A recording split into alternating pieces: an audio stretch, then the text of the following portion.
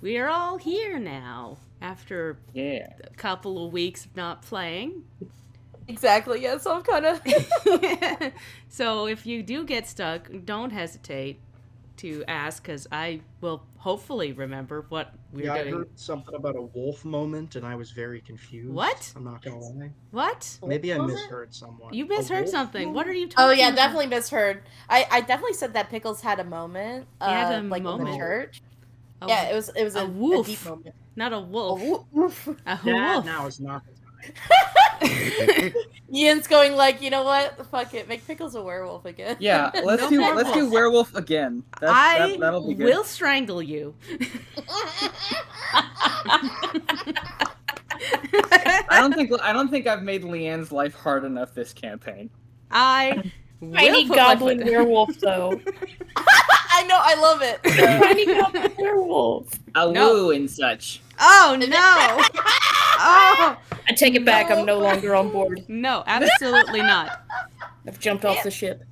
You say that while I have a mouthful of smoothie. You can't. That's Spray it everywhere. that's illegal.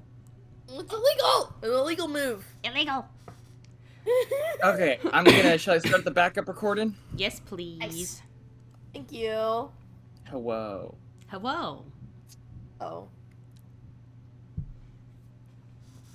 Got the backup recording going. Yeah. Backup is going. And I believe it is Creek this time to recap. Hello. Imagine if Creek was just like, hello. No. Okay. Alrighty. Okay. So. I feel like I'm rusty. I'm rusty out in the woods. But finding a big friend for the bar to replace the old one that we slaughtered didn't seem like too much of a hassle. These woods are unfamiliar, different, but still somewhat the same. Luckily, I've been able to find a good friend, a large newt that wrapped around me and seemed like quite a friendly little fella, even though he was almost the same size as me. So, made it back to my group, the group that I'm currently with. I hope that I stay for much longer than my others. Anyway, besides the point. We gave them, the bar people, the newt, and hopefully they'll like it. I hope that this will kind of, like, help with the bridge that we accidentally burned there, but next on the ticket. Back to Ebis. Look up some more information on what we need, and Nash got kind of sidetracked by a potion or whatever. I wasn't paying too much attention. That Ebis is very distracting. But Pickles wanted to go to a church. And I just decided, hey, I'll join him, see how it goes. And there was this tapestry.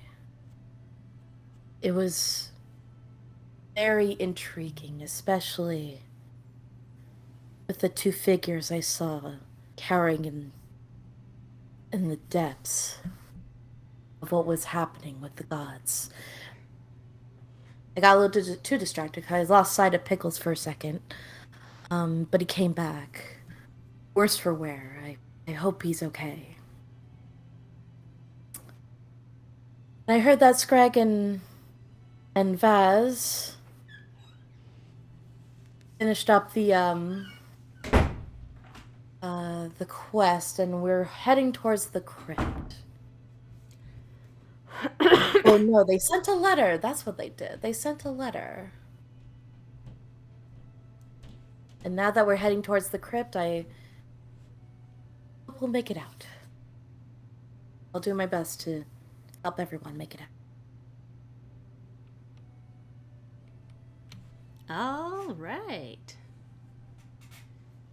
But yes, you all had found a request on the board for a monster extermination deep in the crypts. And you had started making your way that way. Yeah. What flavor of monster? I think they told us that I don't think they were... They told you specifically they were... Festrugs. Festrugs. Yes, thank you, because they weren't just like regular skeletons or whatever. Yeah. They were a creature named a Festrug. Roll... Oh, sorry. I believe people actually already rolled Okay, to know what these are, but I will recap you that these were corpses that spawned from people that had died of illness or starvation. Ugh. And they resemble decayed humanoids with elongated limbs and teeth and bone-like spikes coming out of their upper jaws, out of their upper backs. And they Greg tend to would have very these much gross pustules on them.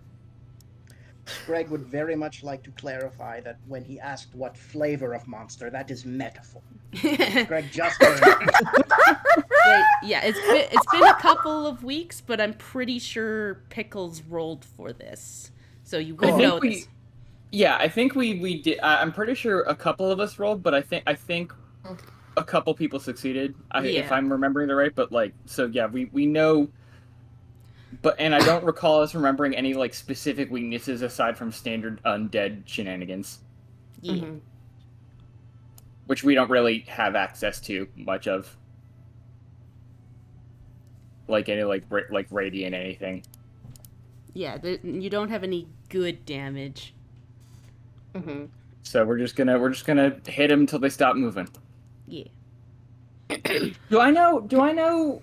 Actually, that's a good question. Do we know any sort of rules about like, and I don't know if Pickles would even know that this is a thing with undead about like any part of them that needs to be like severed, like a head needing to be cut off or like a specific organ needing to be crushed or anything like that, or I think that would be a religion check. This is something I don't think would be common knowledge.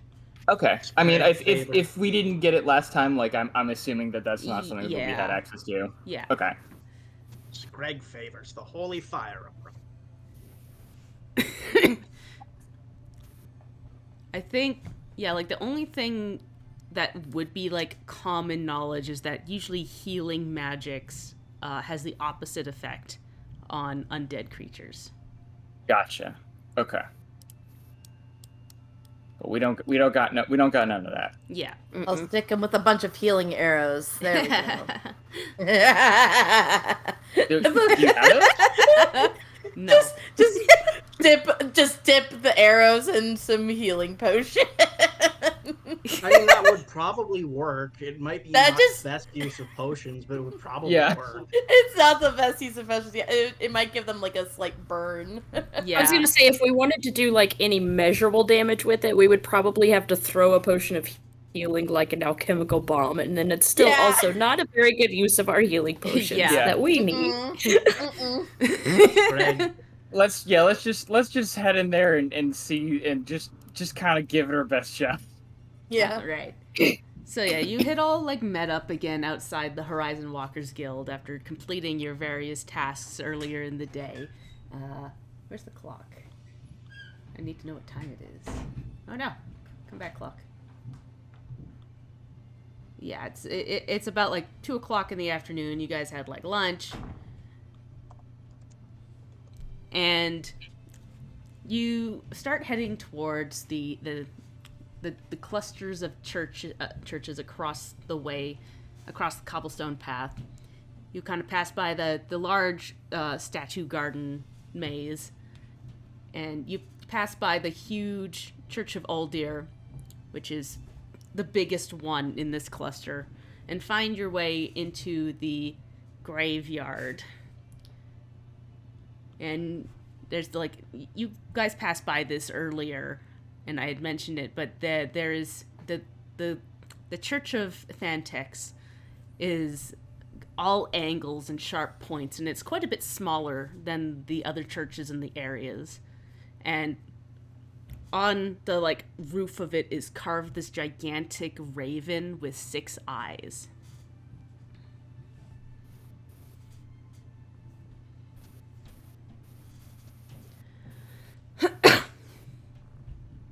Greg appreciates the stonework on this. It certainly makes a statement.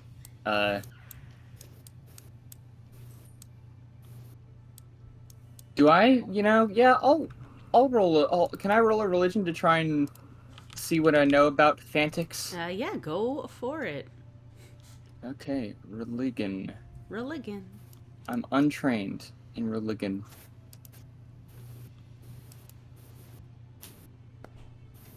A 12. A 12. All right. Sure, now we need someone to roll religion.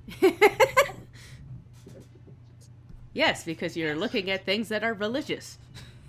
I know. Anyways. So, yeah, with a 12, you would probably only know the basics in that Fantix is the goddess of death. Mm-hmm. Okay. Is it, like, do I know anything about, like, their role, like, their role within, like, communities or societies at all? You know that there is often a church if there is a graveyard. Gotcha. Okay.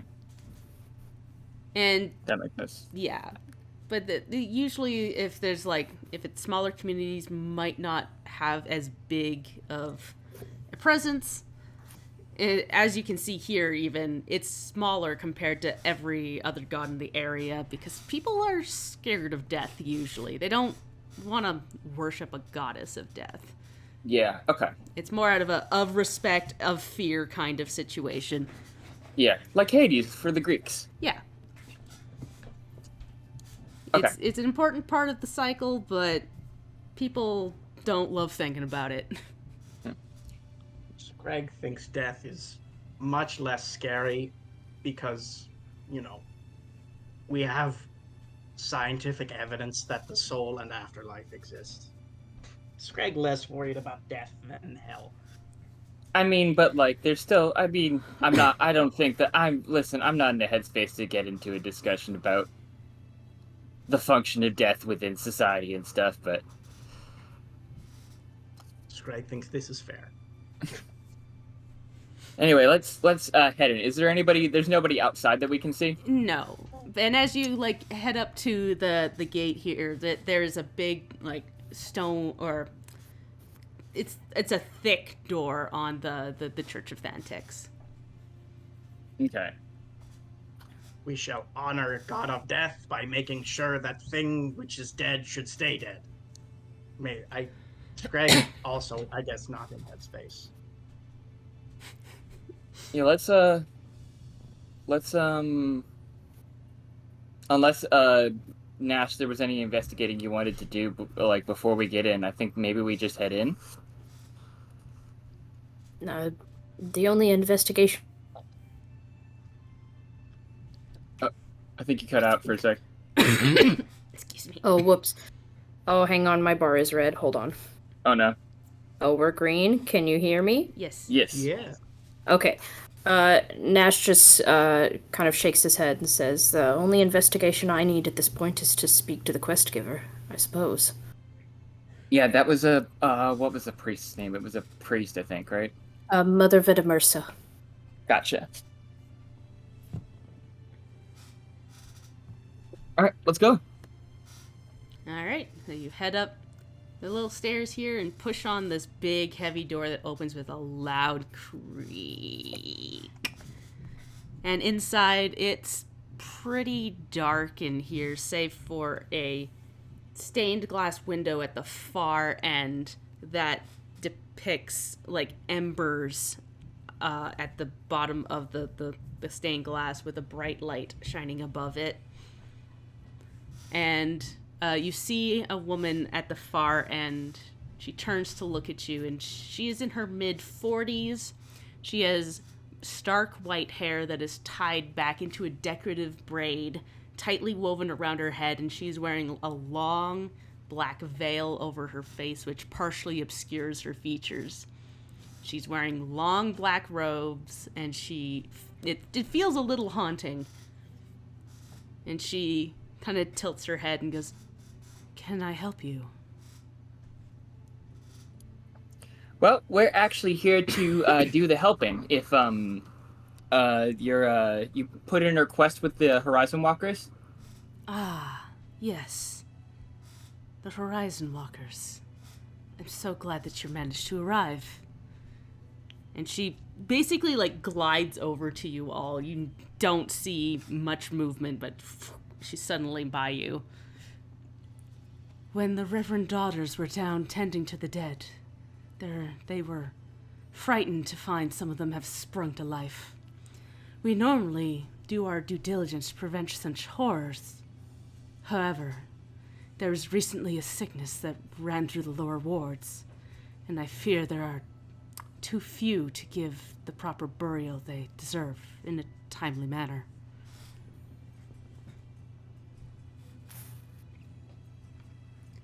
A sickness? Like, do you know anything about that? Like, what? It was a contagion that spread. People got sick. People died. They seem to have it under control now. They got, a doctor, Dr. Kia, I believe. She went down there and helped a few out. Ah, yeah, we've met her. She is a kind soul, if not an ignorant one.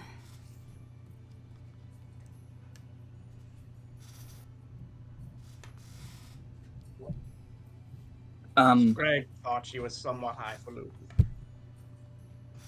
Dislike of magic and disbelief of the gods. Ill-advised.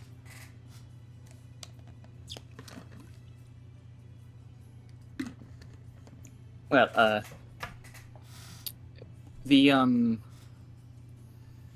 the crypts down below. Do you are they through here or? Yes, there is a door that will lead you down to the crypts. I will summon the Reverend Daughters to lead you that way. I would caution you to touch nothing down there, save the Festrogs. This is a house of peace for those who have passed. I will not have grave robbers soil that. Oh no, yeah, of course. No, that's. And Greg understands that adventurers have kind of a reputation, so warning is reasonable. Yeah, no, you're 100% right on that. But no, this is all, we want to keep it above board. We wouldn't dream of violating any rest in places or anything. excellent. I will also warn you that as undead go, Festrogs tend to be on the more intelligent side.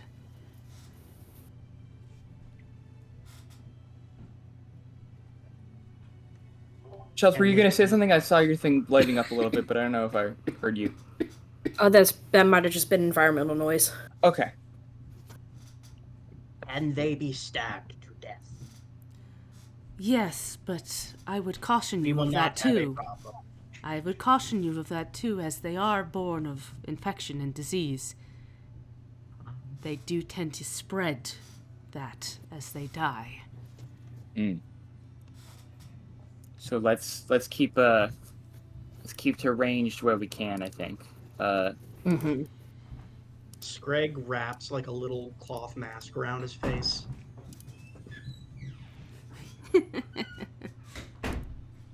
Oh man. Goblin Pox was not a good spell to prepare. No! Pickles, no, they've mutated!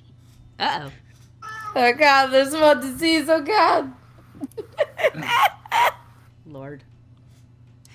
Do I have- situation no, is getting actually- worse with the addition of yet more disease. I can only change out my prepared spells as part of my daily preparations, right? That's correct. Welcome to Prepare Casters. Yep.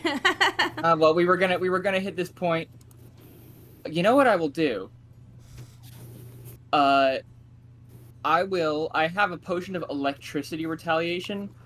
I would like to give that to either Screg or Vaz, whoever I think. Which among you two, which do you think might be more in the thick of it with them?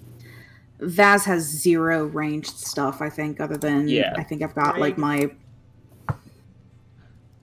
Sorry, continue.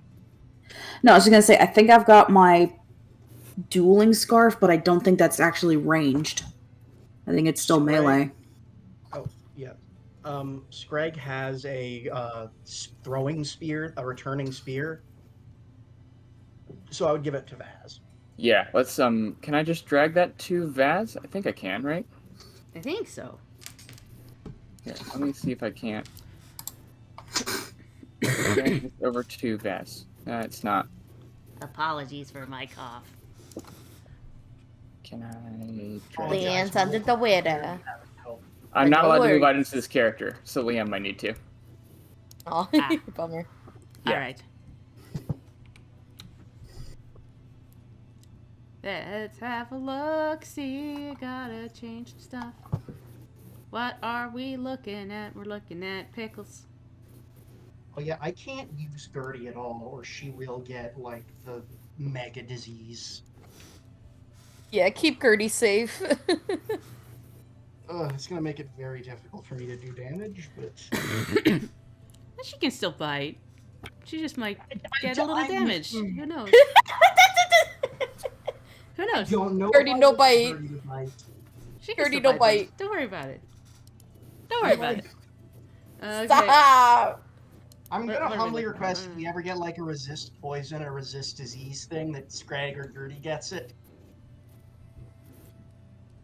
So what? What is exactly? Potion of electricity retaliation. Electricity retaliation, yeah. Yeah, and that is going to Vaz. Yeah, that's going to Vaz.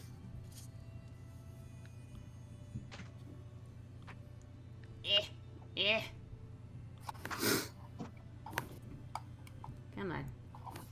You can do it. And this goes.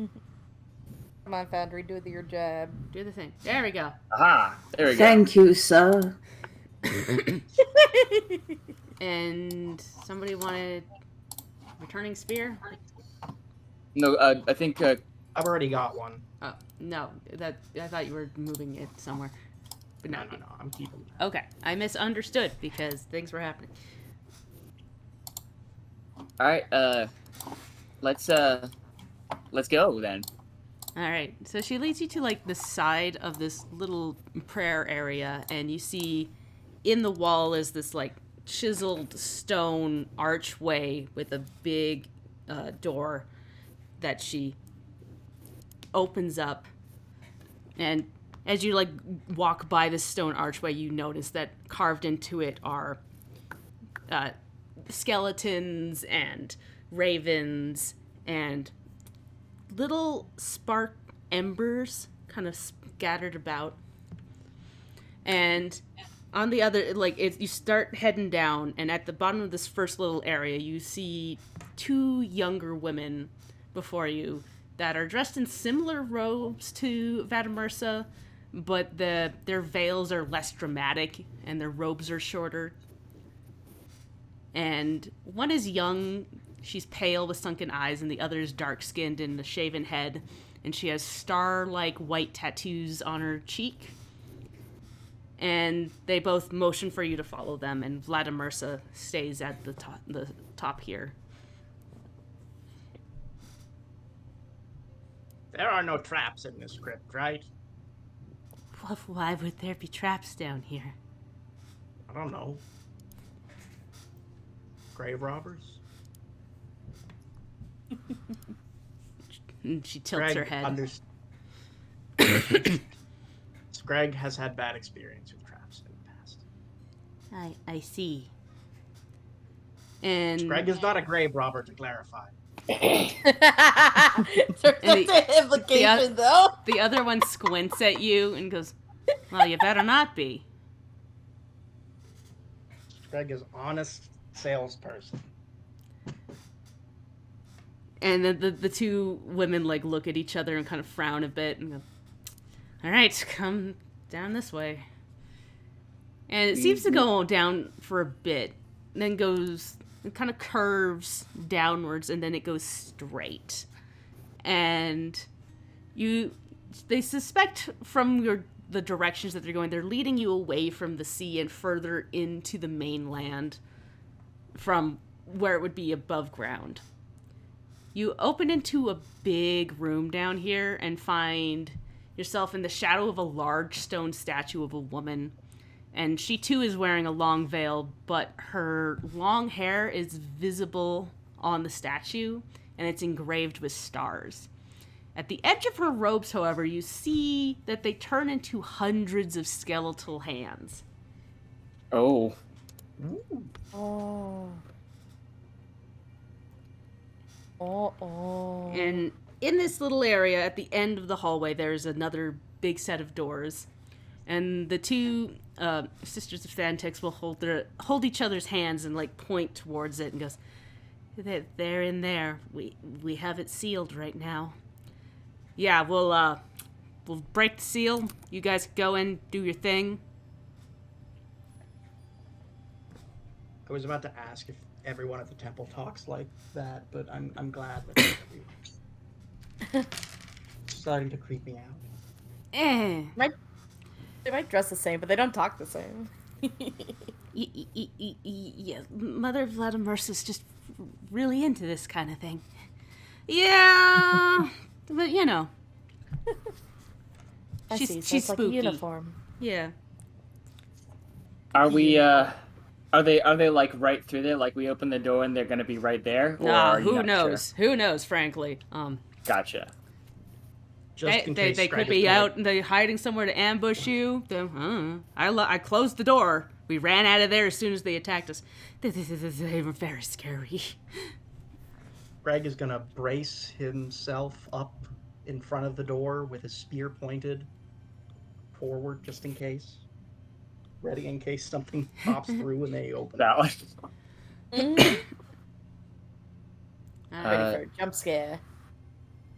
And so the two of them point towards the door, and the little like purplish orange light perks at the end of both of their fingertips as you see like a magic circle on the door form and then vanish. The door doesn't move initially, but you go up, you open the door, and you see another flight of stairs going down.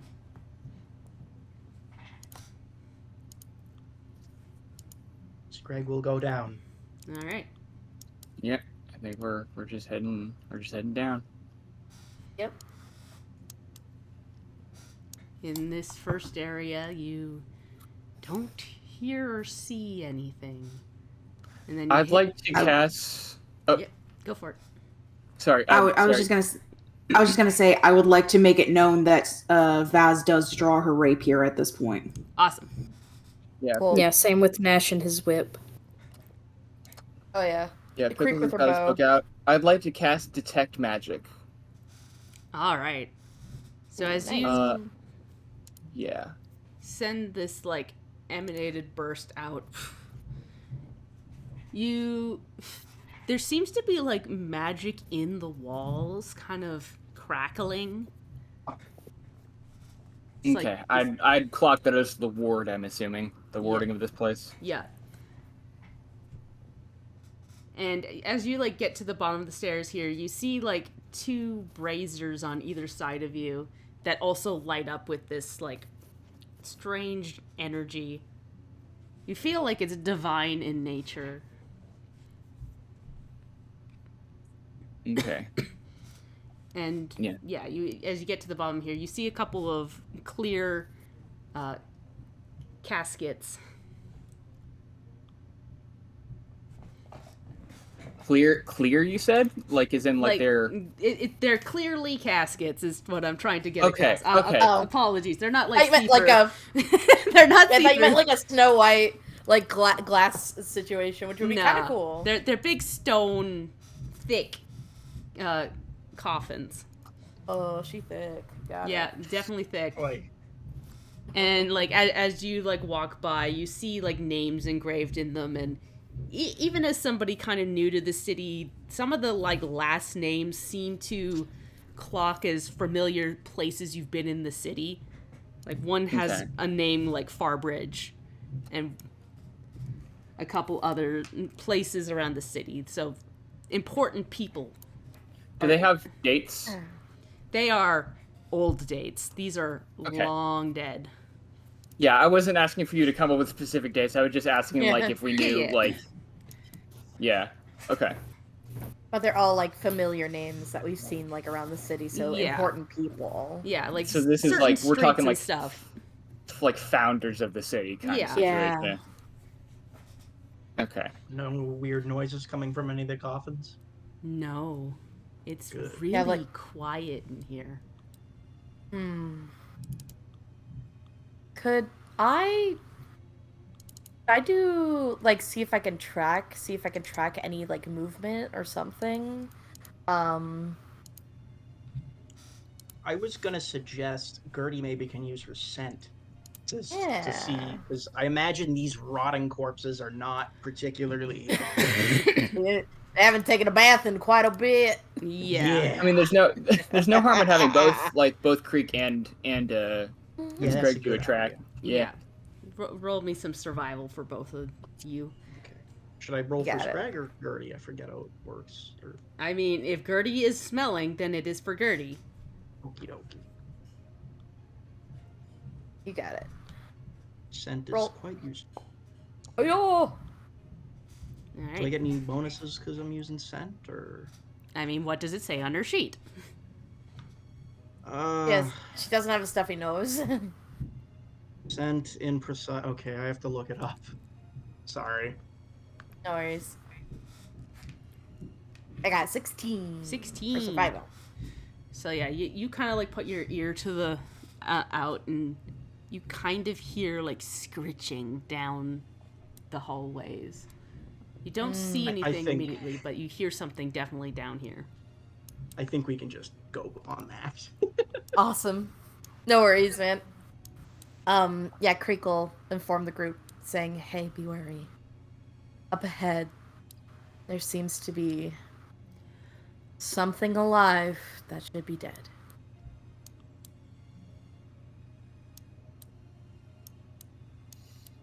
Well, let's proceed with caution. Yeah. Do we want to sneak? Shall we stealth? Ooh. Stealth might be good. That might be a good idea. That probably wouldn't be a bad idea, yeah. Mm-hmm. Do I have to roll for both Scrag and Gertie? Yeah. I think so. I would say so. Not so and I got to roll for me and Bastard. Oh, never mind. Gertie's actually really stealthy. I forgot I have a +9 to stealth. What? Why am I so stealthy? She's sneaky. Oh no, I saw that one. Oh no! Gertie, what if... Gertie. Gertie trips and falls. Oh no, Bastard! Oh, the pets are too loud. So They like, got spooked. Scrag, you're like invisible, but Bastard and Gertie, they like kind of curl up. They are terrified, and she starts going, and Bastard goes, Bastard. Bastard.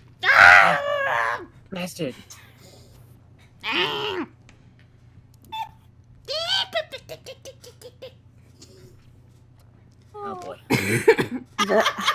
oh boy. More for flavor than mechanics, but Vaz will also try to comfort Bastard. Aww. Yeah, you pick him up and he's like squirming, but he's not like trying to hurt you. He's just a wiggly worm in your arms. No, Perhaps darling. they haven't noticed. Greg will say to Gertie, you have to be quiet because there are predators around and we have to be ambushing them. You're good at ambush preying, right? And then Scrag will try to do an animal handling check to make Gertie calm down a bit. Is that nature, I think? That would be nature. Okay. So yeah, she like ducks between your legs and like goes, "No, I'm scared." Greg will pick up Gertie and carry her. And put her on the back. It's okay. It smells bad down here. Everything smells bad. Everything smells bad. Go back up. Yes. You can go back up if you want. Okay. No. You gonna wait outside for me? Okay. And Greg can get her a little path. Dead is down here, and it's not staying dead, and that's bad for my teeth. And No. she starts to wander away.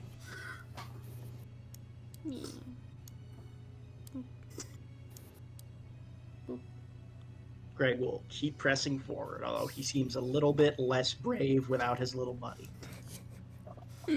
Remember, kids, brush your teeth after biting undead. Yo, okay, does anybody else remember, like, the little animated commercials with the dinosaurs about brushing your teeth? No, I don't. Wait. Oh my god, yeah, I can't be do. alone in this. Wait, no, yeah, they had a mask. Wait, no, wasn't it? It was like the little T-Rex. The little baby T-Rex who told you to brush your teeth. Oh. I do remember. Oh my gosh. Okay. That just unlocked a brain worm right there. Oh my god. This doesn't sound familiar to me at all. It might be a very American thing. It's very entirely possible, American. because we did have a lot of different commercials. We got a lot of I've weird-ass seen, Canadian PSAs. 4 different dinosaur brushing teeth things when I Googled it. It's kind of crazy how common it is. Hang on, I'm gonna get the exact one I'm talking about. And it is from the American Dentist, so that makes sense. Yeah, then I probably wouldn't have seen it unless it somehow ended up on Fox. When I was watching Fox Kids. Sorry, that just lucky for me. But like the Canadian broadcasting corporations would cut into the Fox broadcasts with like Canadian commercials, and sometimes they wouldn't cut fast enough back, and I would miss some of Digimon, and I'd be very sad. No. I don't know why they did that, but yeah. Anyways, you are heading down. Yeah. Where did Pickles go? Scrag walked on top of Pickles. Yes, there we go. Sorry. No, oops. I didn't lose Greg. Don't step on Pickles. All right, let's keep going. Do we need if we're stealthing, I guess, are we okay without light, or do we need to? I was gonna say, don't we all have like dark vision? Greg does not have dark vision for some reason. Yeah, dark vision isn't quite as common as it is in 5e. No, wait, I think... Yeah, I have dim vision. Yeah. Yes, Greg did you does wanna- have dark vision. I have a sun rod if we need it. Yeah. We also all have our wayfinders that have light. Oh yeah. We Yep. do. Let's go ahead Greg will and stay spark back those bad so boys. You guys can sneak guard. Alright, cool. How do we activate those things? Shake them. You kind of there's like a stone in the middle of the wayfinder like lid that you touch, and then tell me that you're doing it so I can turn on the light source for you. Oh. Yeah. Assuming that Where is Creek? Where am I? I can't see anything. you I think you're not on the map because I Oh, no. set this up. Oh, I thought it was like That'll do it. Because I was like, man, it is so black dark. I bet it's just like super dark in here. Oh my god, it wasn't even on the map. I had set this whole thing up when you were not going to be here that week, and then they didn't do it. Oh, no. Yep. So, like, I forgot to put you on the map when I had set this up. Oh my god, that's hilarious. So I was just like, yeah, it's. Have we got someone with a light thingy? I turned it on Creek. Okay. Alright, cool. Anybody think else who Creek- wants, let me know. So, I know Creek is dark vision, so I think Scrag will turn his on in case Creek wants to turn it off. Okay. Because Scrag is, I think, the only one that doesn't have dark vision here. Bass has dim vision, you said? That's- Yeah, I don't have full dark vision, but I can see in dim light. I don't have any. None. With my special eyes. Special eyes. Special eyes? Yeah, heterochromia. You get that ability when you have heterochromia. Yes. Yeah, That's how that totally works. normal. Okay. Definitely normal. Very normal and not a clue that I'm now sniffing at. Are we Pickles is ready to? Are we ready to move on to the next room? Give me 1 second because apparently the thing I have decides to be dumb, so I need to put a thing on Scrag so that he can actually light himself up. I don't mean to There we go. To dispute Pickle's abilities, but does someone who is not a wizard want to go first? You know, that's fair. There we go. Sorry. But yeah, Let Scrag, the dead person go first. yeah, Scrag should be lit up now. Yeah, if Creek, I guess, Creek, you could go first, I guess. Yeah, you got it. So yeah, marching order. Put yourselves how you'd want to be down the hallway. I want to be in the center of the pack, for potential buffs for people. Greg will go in the back because he's the only one who does enough dark vision. Doesn't want the light to give away their position. All right. Can I, I'm gonna equip my axe just in case. Sounds good. So yeah, you get to the end of this first little area and you see stairs, a couple of stairs going down again. Yep.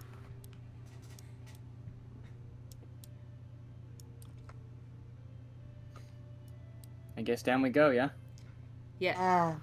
As you walk by here, you see what looks to be another brazier with names engraved along the edge of it. I like to imagine we're doing a very Scooby-Doo kind of all at once, Shuffle, shuffle, shuffle. Yeah, exactly. All right. So there's right here are more tombs. It looks like. Yeah, you get to the edge here and you see these little inlets with different coffins in them. Can I actually take a look at this brazier? Yeah, go for it. I'd like to examine it. Can I roll Arcana to see if I can understand any sort of triggers that it has, in terms of what it might do? Sure.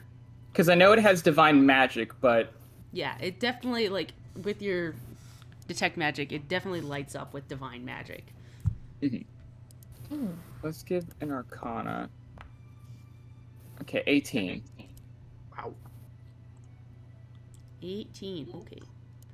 Just 1 sec. I'm changing the music. But yes, with the 18 in your Arcana, you you know that this is got some magic to it. That it seems to be used for some religious ritual. And there are embers inside of it. And you can kind of deduce from the magic that is being used that this is protecting the area to a certain degree, but it's just the brazier itself is being protected. And as you get up close, you see names, lots of different names written around the edge of it, and then you look closer and you see it's lined all the way down and into the stones, but you look down and you see names written all over the ground. Huh. Can I, I'm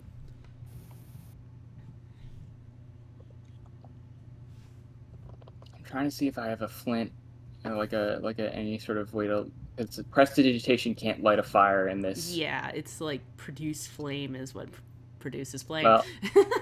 Well, fortunately, I do have in my bag a cantrip deck, which includes the produce flame spell. So I pull out this little bag of cards, and I cast from it. I activate it to cast produce flame. How do I? How do I make this actually work? Produce flame. Can I?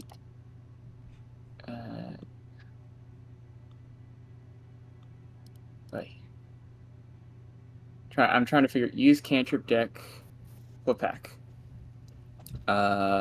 Produce flame. Okay. Use. Oh no. I messed that up. Net. Hold on. It should have 20. It should have 22. 23. Let me mark that I used the produce flame one. Okay. Yeah, but I'm gonna use produce flame to light this brazier. All right. Have you seen it change colors? Yes. Yeah. So yeah, you light it up, and you see like as you light it up, a dome of like symbols come over the brazier, and like start to glow. Do I have any idea what the symbols might mean at all? They appear to be like a celestial language. Can anybody? I can read celestial. Yeah. All right. It's hard to tell because you know so many languages. I don't know how many you actually know. But I know many language. Yeah, and as you like kind of start piecing together that these are words, that they clump together in certain ways, and they seem to be like listing different time periods. Okay.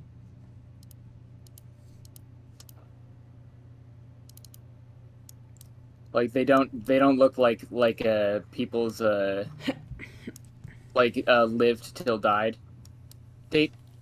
It seems to right now be just a list of dates. Huh. But as you're like puzzling this, you reach up and like tap one, and it starts to glow, and it like moves into like the center basically of this area, and a bunch of names start listing underneath of it. Oh. This is a record of deaths within different time periods. Do all the names is there any I guess I'm trying to is there any kind of like a way that the names are like all collected, or is it just like a sort of a newspaper style obituary thing of like, here's all the people that died during this year? Yeah, it seems to be more of an obituary style. Okay. But from what I can tell, this is more like a record keeping thing, and it's not so much like this isn't not that like the spell that I'm using, like the read aura spell, is not is not, I think, intended to like specifically determine, like detect magic rather isn't like complex enough to like know the specifics of this kind of effect. But like I don't get the sense that I'm not getting the sense that this is any kind of like an abjurant like protect these specific dead people kind of a thing. Like any like protections that you feel here is to protect the brazier itself from right, and the knowledge within. Yeah. Right. Okay. But it doesn't really seem to extend past this brazier. Last question before we move on. Are the names in this is it just names, or are there details at all? I would say from you touching it before, you try to touch a name and it does like fold out and show a bit of information. Some of them are very sparse. Some of them are a lot more detailed. Okay. And it's all named people. There's no like unnamed person passed away. It's not like this is a record of like people who have been interred. This isn't like we put this body in here and we don't know what happened, but you know. Yeah. I'll say as you're like touching around, that is the majority of it. But then you find like a date about 150 years ago ish, somewhere around there. And you hit it, and suddenly it like opens up to like a ton of names, just list, and a bunch of them are like unknown. When was the? We can move on. We'll deal with that later. We have other stuff to do, but. And like a lot of the dates aren't even like 100% in here. It's a little jumbled, but yeah, okay. All the shenanigans. I need to refresh my memory on what happened with the elves. Are the name of the few names? Are there any names that are? If there are any names that are, again, last thing. Sorry, I keep. This is very interesting. Of all the names that are here, are there any that are? Are there any that like? Are there any actual like identifiable names? And can I tell like are they possibly elven? There's a handful that are identifiable, and some that do look elven, but Okay. it's very kind of sparse. Okay. Is there any listing of how these people died at all, or is it just like deaths? At this far back, it seems to be mostly unknown. Okay. Unknown, and then there's like one that says murdered. Okay. Nash. Sorry, I was muted. Nash is going to, of the ones that have names, just of the few that we see, he is going to write down the name and whatever information that there is in his journal. And he'll just kind of look to Pickles and say, Professor Miri perhaps might help us with this a bit. Once we've dealt with the undead, of course. Mm-hmm. And I don't know assuming there's no... Oh, sorry. No, yeah, you go ahead. I'm assuming there's nothing we recognize here. Like No. This is like walking into a public records and flipping through. Yeah. No, like it's. I'm definitely getting that sense. Like I don't know what happened. And Pickles, can Nash read Celestial? Oh no, he can't. You're right. This is all in Pickles. Celestial, you said? Yes. Yeah, Pickles will help help him copy that down. And Greg will hold his light up to it.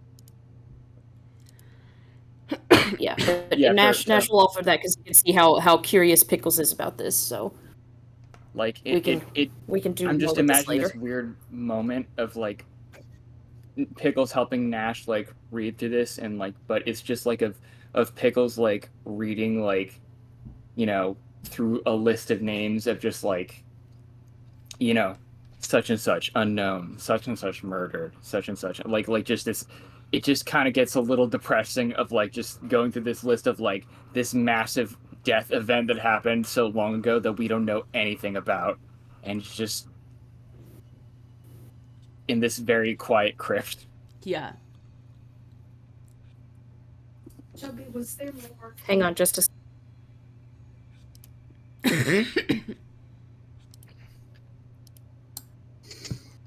For flavor, while we're waiting, Vaz is just like silently praying to herself. Just, oh jeez. Oh dear. Oh dear.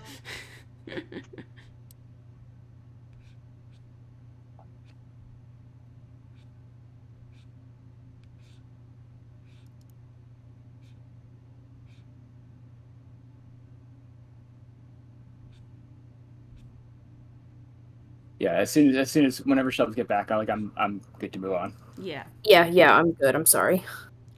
All good. All right, moving forward. Moving forward. I mean, it's a crypt, but like, oof. Definitely gives you the creeps. Just having it like spelled out like that.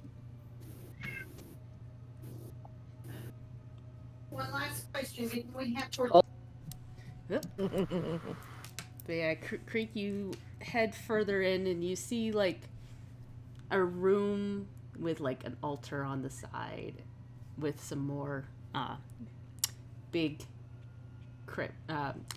caskets, stone graves, All good.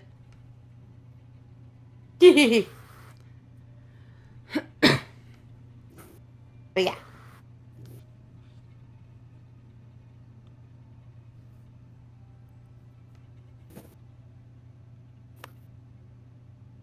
Wonderful. I see there's stairs on the right side. You do see stairs heading downwards. Hmm. But the Oh, hallway Nash can- also goes further up, and you see some other stuff down the halls. Oh, I do. Okay. Can I like sense or like hear anything coming from either down that the stairway or down the later on in the hall down here? I'd say roll me another survival check. You got it.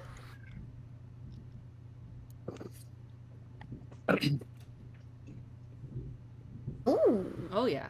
So Stop it. using your ears, you like listen around and you hear more scraping coming kind of to your north, but also to the west. So like if you went up and then went that way, that's kind of where you're starting to hear the scratches come from. Okay. All right. We're gonna slowly proceed forward. Keep on going.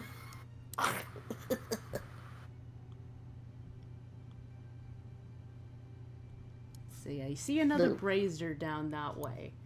And then to your left, you kind of turn and you hear more scraping. Freak just like points towards towards the left, right, where there's that staircase, yeah? Yeah. There's a staircase down that way. Yeah, she points to the left and then she proceeds towards the left. Alright. So, as you start to head down this way, I'm going to get everybody to roll another stealth check. Yep. Alrighty. Oh! If we're holding bastard, does he still need to make stealth? Yes. I'm gonna still make Yeah. stuff for him, yeah. Fair enough. They still squirmy. Ooh, that's a bad one for Pickles. We've got hero points, right? Oh, You Oh, do yeah, have we hero should. points. we do! We should use them! I'm gonna save my hero point. I think I can pass with that. I'm gonna use. Oh! 20, baby. Scrag, you I'm are gonna use my hero silent. point. Silent as How a is horse. Scrag the stealthiest with his light up? Because you're in the back. There we go. 19. 19 for much Pickles. better. Scrag There we isn't go. actually doing anything. He's just too far back to see or hear. Yeah. But, Creek, as you're in front, though, you start to head up those stairs, and, like, one of them, like, as you hit it, part of it crumbles a little bit, and you hear, like, you've been hearing as you get up here, the scritch, scritch, scritch, and then suddenly it stops as you, like, hit one of those steps the wrong way. And you hear,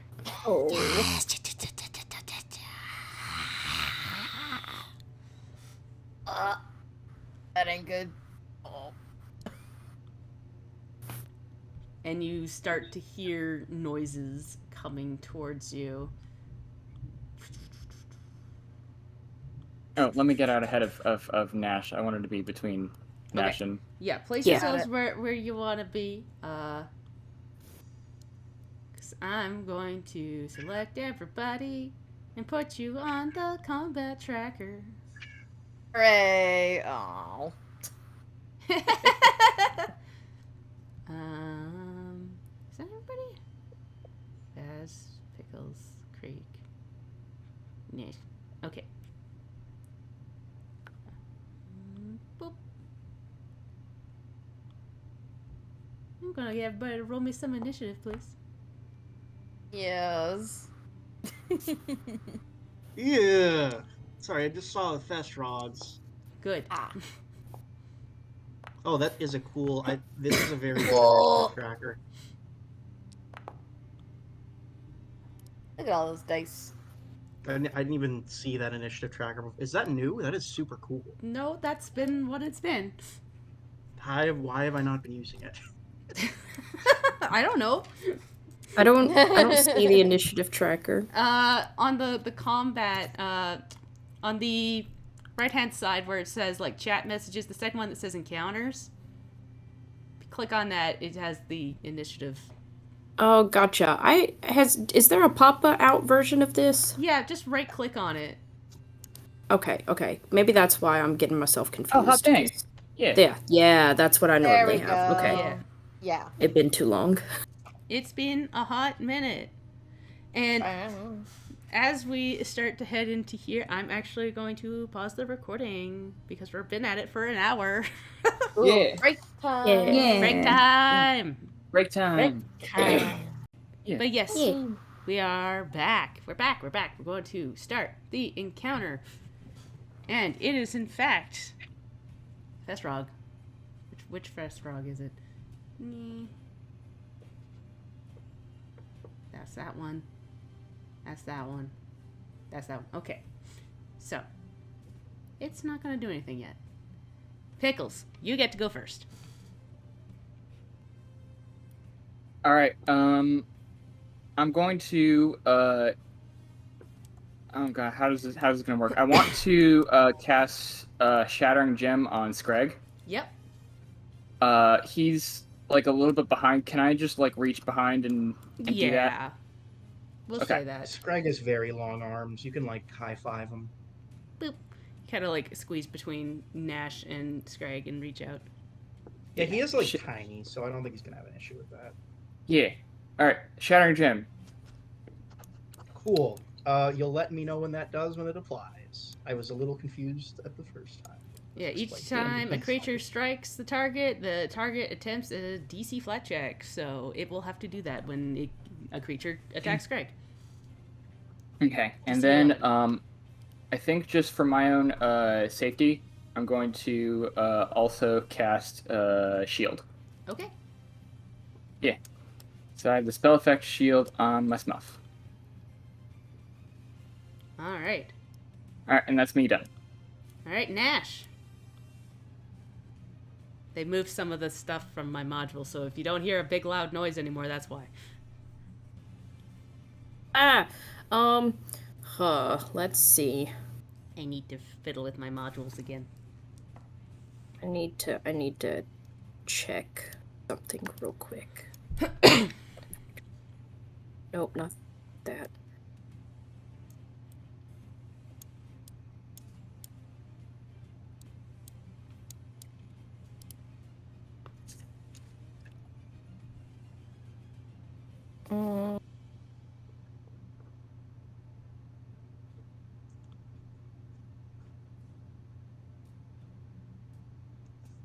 I don't have a whole lot to do at this point unless I want to just, like, run up in the room. Does Nash want to just run up in the room?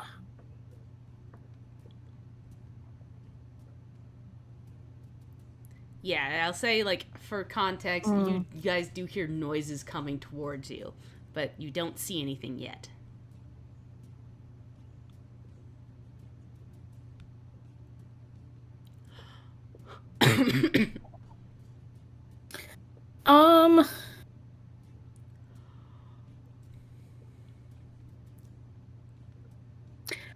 Yeah, as the kids say, fuck it, we ball. Nash is going to,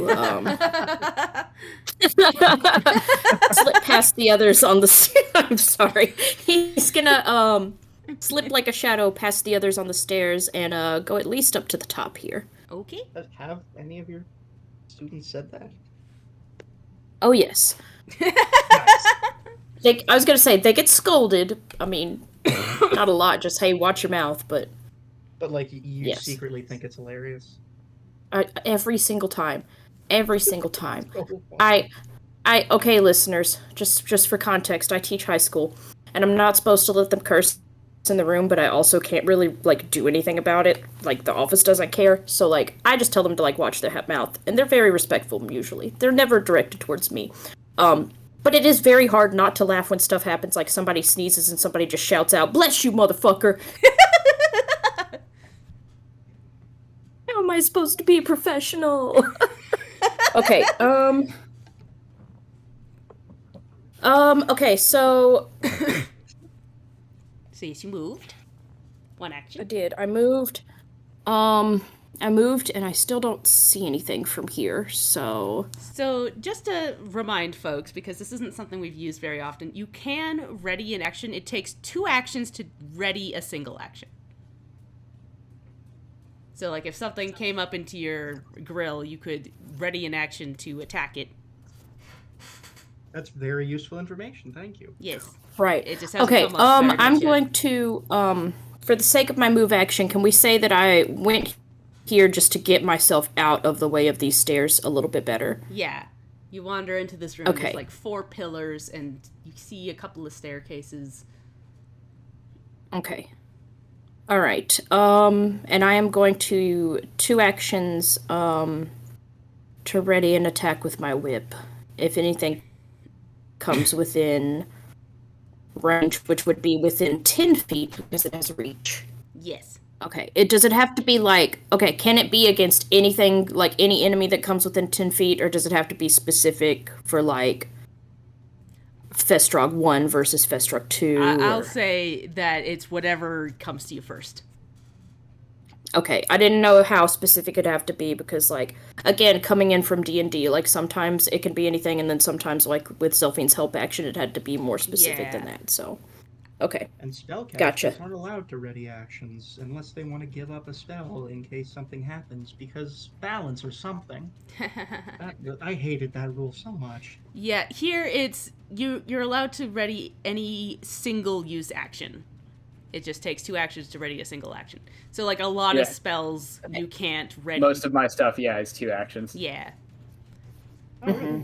But yes. That makes sense. That's your turn though. Alright, but yeah, that's me. And speaking of, it is the Festrog's turn. So you start hearing scratching as this horrific, gross creature wanders in. Its hands like stained red, and these big pustules are on its whole body as like bits of bone stick out. And it turns to you and goes, and I'm going to get you to make your attack. Okay, let me get my sheet back up. Yeah. Unminimize. And, okay.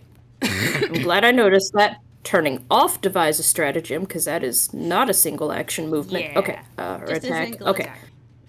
Yep, just a regular old. And I have everything minimized because I can't see my map right now because I can't change the zoom on it. Because I don't have my mouse. I'm on my trackpad. Okay, so that was a 14 to hit. 14 to hit. Unfortunately, you like whip forward and this thing like slips down and you like hit the wall. And that is... Hey. All right. 10, 15, 20, 25. And it continues its move action as like you... And it gets right up into your face. And then it tries to give you a good big ol' bite. Target. No, target. And we're going to...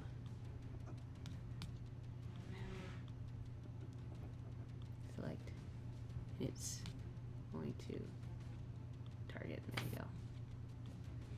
Apologies. It has been a hot minute. And it is... You're good. Go.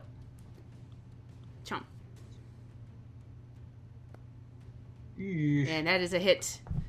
Ooh, they have a plus. Oh, a plus 9. Yowza. So it gives a big old chomp. But Don't worry. that is fine. its turn. Vaz. Okay. Nash doesn't look great. Oh no, honey. Give a big old chomp.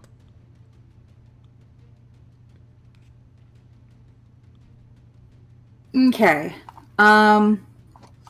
Vaz is gonna uncork that potion that Pickles gave her. Yeah. So use potion.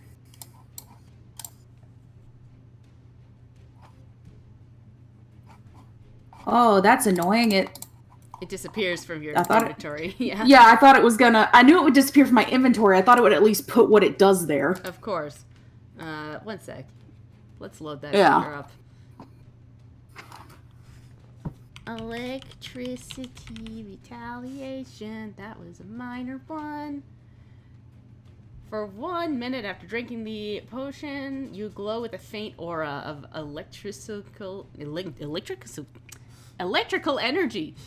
If a creature touches you, it takes electricity damage. The aura deals 1 electricity damage. Okay. Okay. So yeah, this electricity starts crackling around her, and you notice that it also sort of looks like it's coming out of her more normal colored auburn eye. And just to clarify, DM, Yeah. does that, when it says a creature that touches you, think where I it wanna says by move. making an unarmed attack, does that that does include even if the creature misses? That's the wrong thing. Ah. How do I move? You should be able to drag your... I can move past Nash because he's friendly, right? Yeah, exactly. Because it looks like it says they just make the attempt the attack. You want to move there? But- Yep. Yeah, I was just checking how much movement I have. But yeah, 25 foot.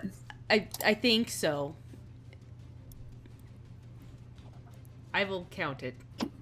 Yeah. I can attack from there because I'm Yes. diagonal, right? Yeah. Okay. There's a bit of Yeah, a so pillar let's- in your way, but it's not too big. You can go around it. Yeah. She hangs onto the side and sort of swings around it. Ooh, yes. And we will do a hit. Maybe we won't. Yes.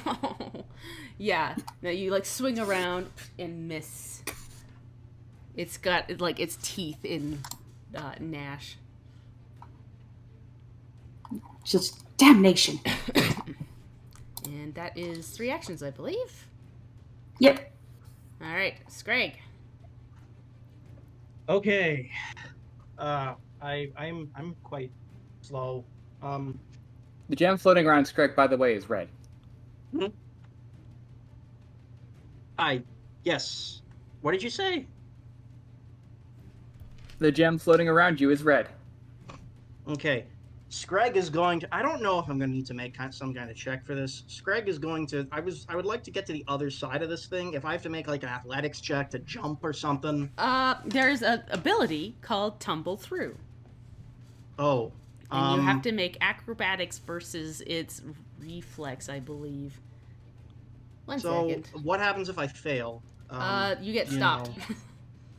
I mean, that's not so bad, because I'll be shunted into a place I wanted to go anyways, I think. Yeah, just one sec. Where's the battles? Actions? I'm going to move forward so I can get an idea of what the hell is going on first. It's probably a good idea. Yeah. So first, Greg is going to move. I don't like being in this corridor. It makes me feel nervous. First, he's going to move here. And... Can I move here? I'm okay if it takes a second movement, but maybe that was not a good idea. Oh dear. Anyways, I mean, I already Tumble through is itself a mood action. You move up to your speed and then and then you tumble through and then you get to the other side. Well, I'd only be going around Vaz. Is that all right? So I don't have to tumble through, or? I mean, you can go around this way, like the way that you're going. You can either go where Vaz is, or you can just do that.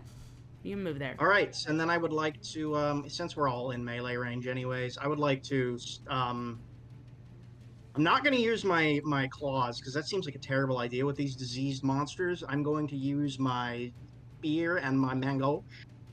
All right. Well, I guess my spear, because I already used my, yeah, I'm going to use my spear, because I already used my, move action. Oh, sorry. Target is my hunted. That's not my hunted prey. Yeah, you got to take an action to hunt prey. Yeah. Oof. It was. I'm gonna use a hero point. Okay. I want to do some stuff. Okay. Roll I again. feel useful. That you got to be kidding me. That's 2 5s in a row. Okay. Yep. All right. Well, there goes my hero point. Yeah, you get up there and it like squiggles out of the way again. Don't worry, Scrag scared it. All right, Creek.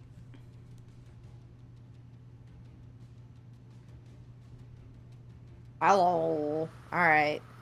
So, I see this hacker in front of me. There it is. Let's target that bad boy. Oh wait, oh. Nope, wait. Ah! Hold on. I'm trying to remember how to target. Oh, what the heck? It should be on the left-hand side. There's a little person. You click on that, and then it should be like a little targety. Looks like a bullseye. You click on that, and then you click on the creature. Yeah. Okay, hold on.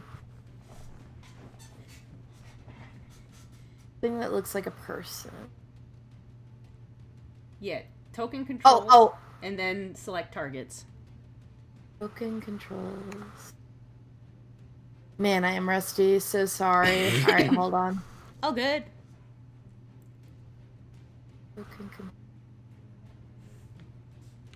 I want to do hunting prey on this guy. Ah. Hunt that prey. I know, I'm trying. I forgot how to do it. Ah. Okay. It used to be like I could just click on it and it instead it's just pinging, and I don't want to ping. I want to target. It's like, well, because I do have my hunter's bow unsheathed. Yeah.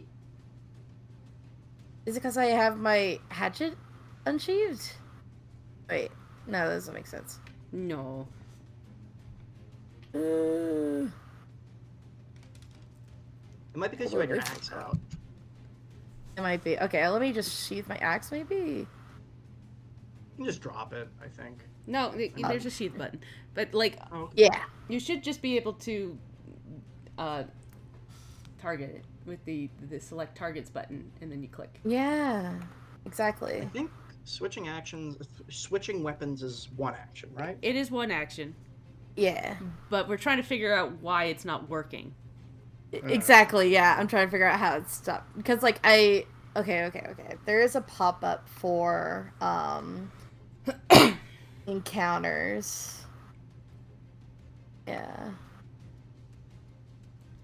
I used to just be able to click it and then target them. Ah! Stop pinging it. Yeah, I wanna target it. Yeah, you should be clicking on the select targets on the left-hand side here, and then clicking on it. Oh, okay, wait. Oh, okay, there we go.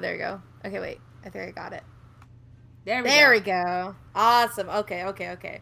So I'm gonna do hunt prey. Track this bad boy. Ooh. Oh, shut up. Whatever. Anyway, and then I'm going to strike with the hunter's bow. All right. Yeah. Oh. Yes, that's a hit. Roll me some damage. Yes. Let's go. Get doinked. Yeah. 2. Got him. So you like hit into its chest, and it like bursts out the other side, and like you see now kind of what Mother Vadamersa meant as you see one of the pustules as the arrow goes out the other side bursts and spits goo behind it. Oh, piercing's bad. Oh. No, it's based off of where you hit it from. Oh. We can't properly flank this thing. Uh-oh. Or I'm just trying to show it to you without actually injuring anybody currently, because you're not adjacent to it. It's fine. Don't worry about it. Yeah, you should have just let us go off of that incorrect information. You should have just let us learn, man. Sorry. I'm just like... Live and learn. Disease we pustules. always learn it the hard way. It's got disease pustules. It's not nice. Anyways. But yeah, you hit it. What next? Alright, cool. You hunt prey, you hit it. I kind of want more of an angle in the room. Also, kind of want to get away from Naz. I mean, Nash. I don't know why. Nash and Vaz stuck together as Naz. That's ship name. No. No, she has a fiance. She has a fiance. That's true. Sorry, brain broken. Dang it. I wish like Creek had like a shove move. That'd be fun. But anyway. I mean, anybody can shove. It's just you would have to move and then shove, and you don't have enough actions for that. Exactly. Yeah. So Creek is just gonna move more into the room. Let's see here. Oh no. Forget anymore. I want to scooch her. Let me scooch. Oops. I didn't mean to raise my hand. You guys might be like running into walls as you're trying to move, but yeah. Oh, okay, got it. Okay, I'll just scooch up a little bit. Yoink. Oh, okay, I got it. And then ear, and then oop. Oh, sorry, I was trying to help. There we go. Oh, thank you. Yeah, I just want to be right there. Cool. Mess. But that's it. All right. And now you see another Festrog wander into the room. Yep. Got my eyes on you, bitch. Comes up towards Scrag and tries to claw at him. No, don't. Stop. Stop it. No! I don't like that. As Ow. it cuts into you. Wah. Oop, no. Ow. I hit the wrong guy. 1 second. It's supposed to be damaging Scrag. No, he scratched his friend. No. Silly idiot. No. He has to make if he does hit, he has to make the DC flat check. Yes, he does. So let's roll the DC flat check, and that is 11. It's 11. Yep. Yeah. Fail. Yes. He fails. So the gem takes, I think the gem only takes 5 of that. Let me check. Yeah, the gem only has 5 hit points. It takes 5 of that. So Scrag only takes 1 damage. Okay. And the creature has to do a basic reflex save. Okay, 1 sec. I'm trying to fix this. 19. And it has to do a reflex save. Let's go. 13. That fails from my DC. All right. Yay. Yeah, and so it takes 1d8 slashing damage. It takes 8 damage. Nice. Ooh. And Scrag only takes the 1 damage from that. Yep. I fixed that. Thank you, Mr. Magic Man. So yeah, he sneaks out. He goes to like scratch at you, and like he hits, like the tip of his fingernail hits you, but the rest hits that spinning gem that explodes in its face. It goes, and then goes to like, in its like other arm goes up to try and scratch you again. Oh no, it is 2 attacks. I mean, technically, it has as many attacks as. Yeah. It's got 3 actions. It moved and it attacked, and now it's attacked again. And hits. That's bad one. Demosh. Okay. God damn it! One second. What is it doing? Oh no. Damn it. There we go. Perfect. Just glad they don't inflict disease on hit. All right, and Pickles, it's your turn.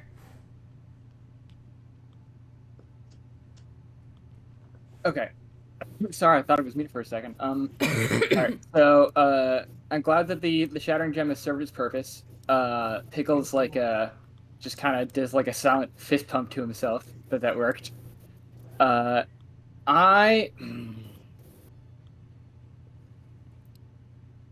Let me see what I've got. Hold on. I have some thoughts with things. Now here's the question. What is this one? Okay, that's 2. All right. Now what is this one?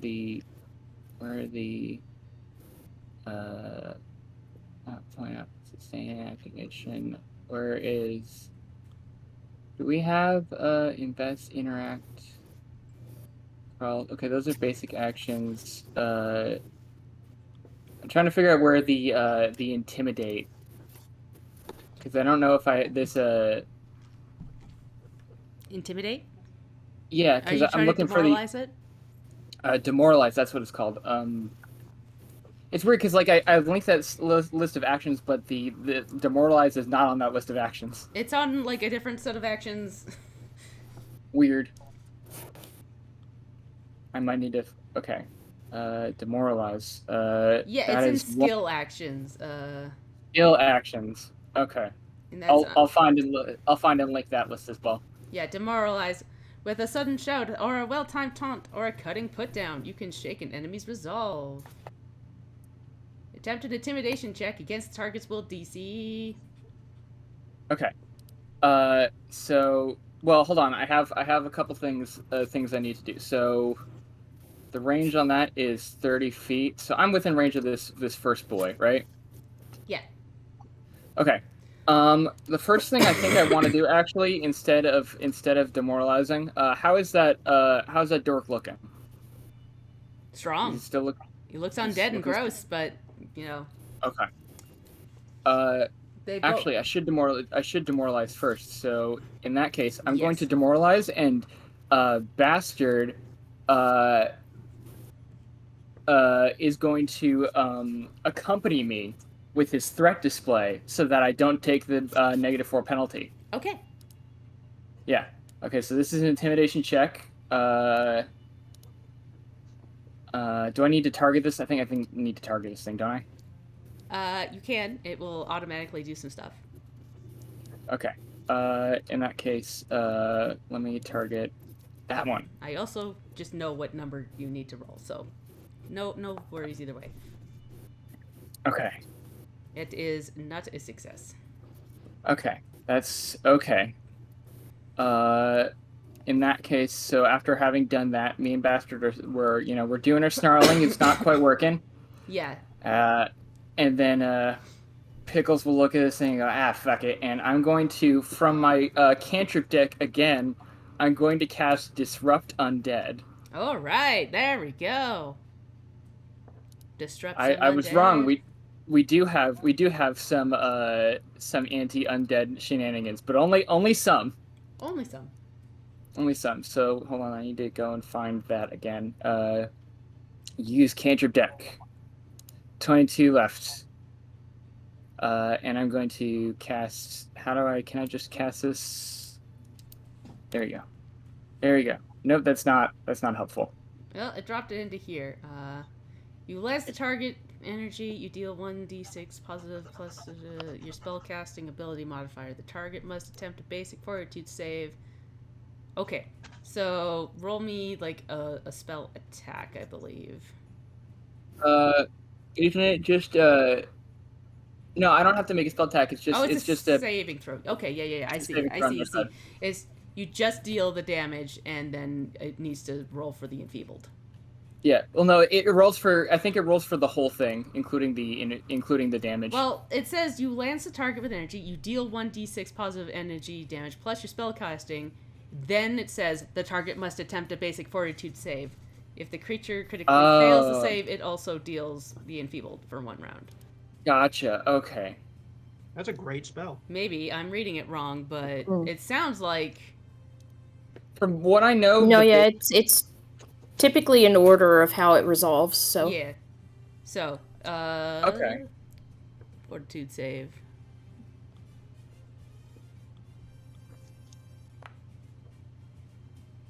Oh my god. So it critically succeeded. damn it. But still roll me that damage.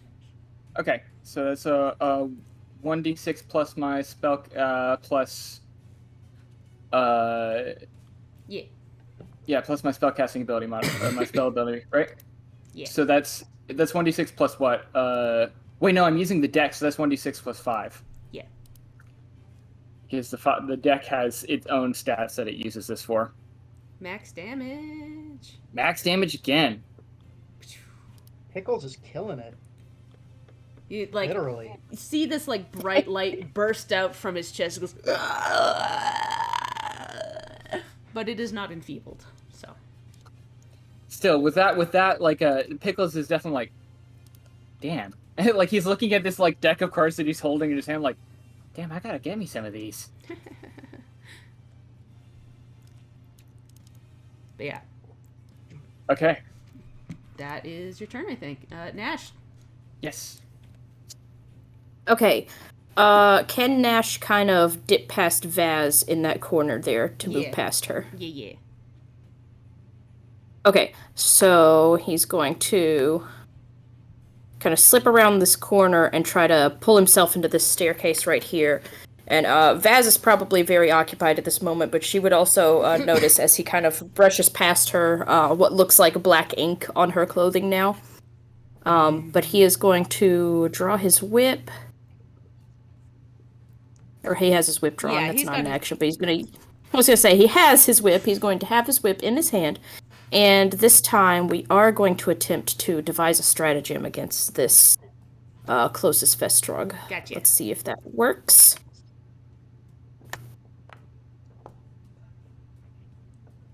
Does not. You didn't see that. That didn't happen. I'm gonna just kind of hero point that. That's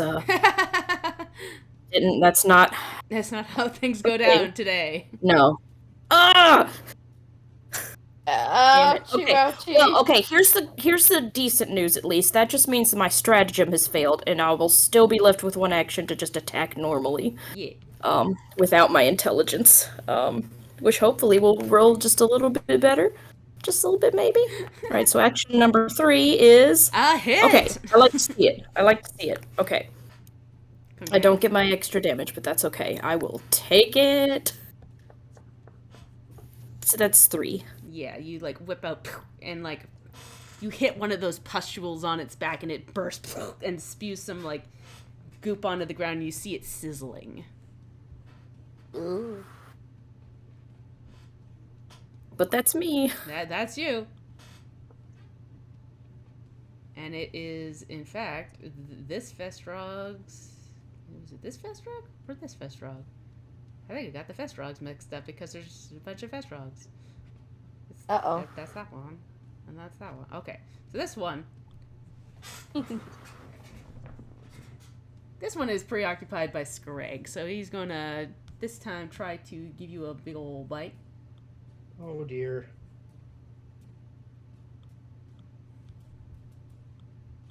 Chomp.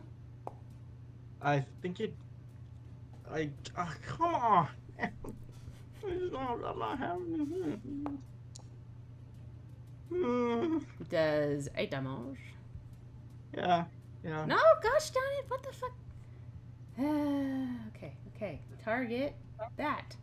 Damn It's it. weird, but it's okay. All right, and then it's going to take its second action to use an ability called Feast, where it No. tears into the creature's flesh and gulps it down. So he No. takes a chunk out of No your chest, bite. out of your shoulder there. No bite. It does 1 extra damage to you, but you see like a chunk of your shoulder just go. Does that impede Scrag at all? Or does he just have a chunk of shoulder? It's just missing got now? a chunk of shoulder gone. Oh god. That's not good. Scrag starts screaming. And it gains 1 temporary hit point. Okay. That's what it does. Yeah. I mean, it's It'd still be wild if Scrig gained a temporary hit point from Yeah. that. Yeah, no. The Festrog does. Oh my god, he removed my... And then it like licks its lips and then backs up a little bit and goes. Yeah. Don't be weird about it. He's gonna be weird about it. Vaz, it's your turn. Okay. Excuse me.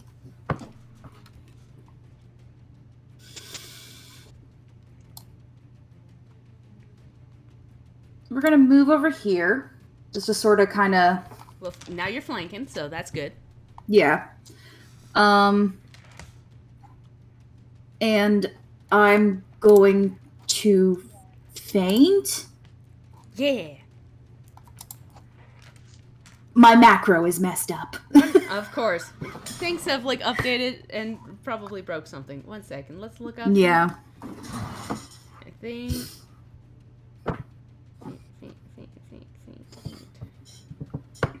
Yes, here we go. So I need you to roll a deception check against its perception. Hand deception roll. 15. Yeah. Please don't. Yeah. So that is a success. Okay. And that gives me panache. Yes. As opposed to just Nash. Yeah, panache. So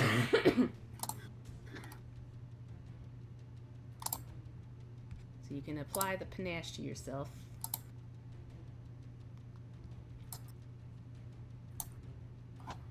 It's been a hot minute. I forgot what freaking panache does. It gives you, like, extra damage and stuff, I believe. Yeah, I think you get like +2. You get 5 foot bonus to your speed, +1 bonus to any checks that would give you panache normally, and then also all your strikes do an additional 2 damage, and then if you unless it's a finisher, and then it does 2d6 more damage instead. Yeah.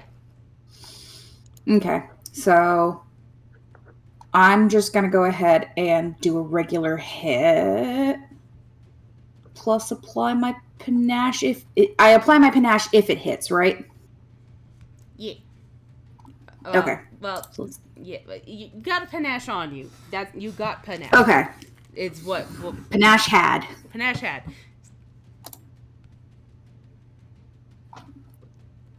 A 15 does hit. Sweet.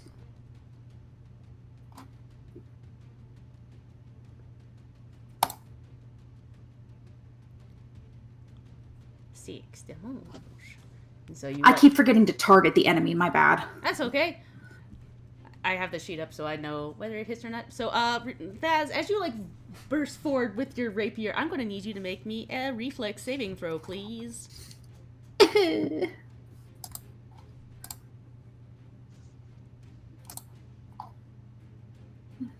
Oh, I'm an expert at that.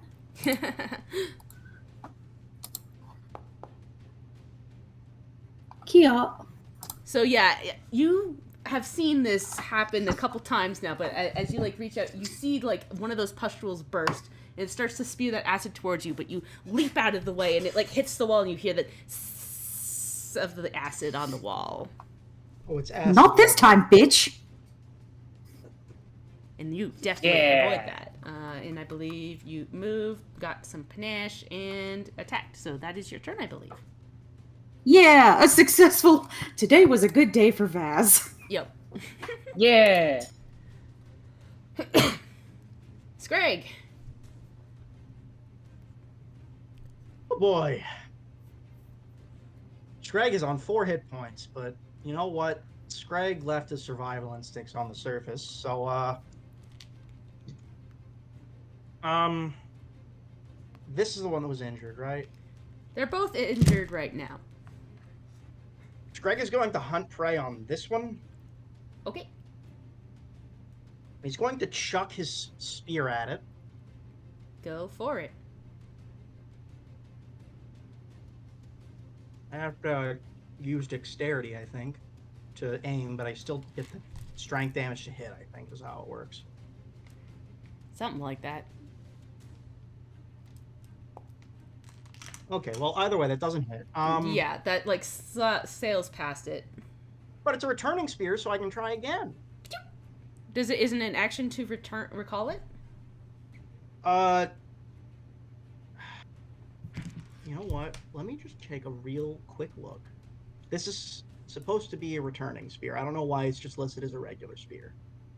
Oh dear. 1 second. It flies back to your hand as after the strike is complete. Okay. So I think, yeah, it's not an action to make a return. I just get to throw it again. Okay. So yeah, it sails past it, like hits into the wall, then goes right back to your hand. Let's hope it works this time. No. You throw it again, and then like he tilts his head to the other side as it like hits into the wall on the Yeah. other side of it, and it flies back to your hand. I forgot to do hunted prey, but it would not have made a difference. I feel so useless. Some days it'd be like that. But yeah, every I day believe was that's your turn. Creek. Well, see you in a couple minutes. Okay. Yeah, I'm gonna, since I still have hunted prey on this Festrog, I'ma hit it with the hunted shot. Yeah. And that's just like a normal strike, right? Yeah, it's just like make 2 strikes against your prey with a required weapon. Yes. Yeah, you do 2 strikes and it like ignores damage resistance. Is what's the Got great it. thing about the hunted shot. Yeah. Oh shoot. So the first one's a miss. Yeah. One more go. Oh! But that is a hit. So Nice. like you shoot one, it like kind of goes wide, but then you like move your bow and arrow right into the center of its face and pull. Mm-hmm. Roll me some damage. Heck yeah. 2. And as you get right into it, its face literally explodes. So I'm gonna need you to make a reflex saving throw. Oh boy. That explodes right in my face. Great. Not as good. 17? 17. You like see it start to burst, and you like leap back, and like it sprays it onto the ground, and then it like completely collapses down and starts to ooze into the ground. Yeah, like Creek just like backs up against the wall and just goes, oh. Watch out, they explode. That one is dead. Actually, I think you have one more action. You hit twice. Yeah, so Creek is gonna kind of move ahead and oopsies. Nope, I wanna go this way. Let me go this way. Let me go. Yeah, she's gonna move ahead. There we go. In front of Screg and uh-oh. And yeah, as you like head up that way, you kind of like peek down the corridor there, and you see another Festrug around the corner, like looking out. It's clearly trying to ambush. But it's just trying to ambush. He's not doing a good job there. He's not doing a good job. He's doing his best though. Yeah, he's hoping that the other guys are distracting enough. He was waiting for somebody to kind of crawl in through this way and then go, ah! Wait for the jump scare. Okay, Wait. yeah, and Creek is just gonna stand her ground. Yep. Speaking of, it is that Festrog's turn. And it is going to scrimble out and then jump at you and try and claw you first. I'm so scared. So scared. I did not expect this coming. Haha. And claw.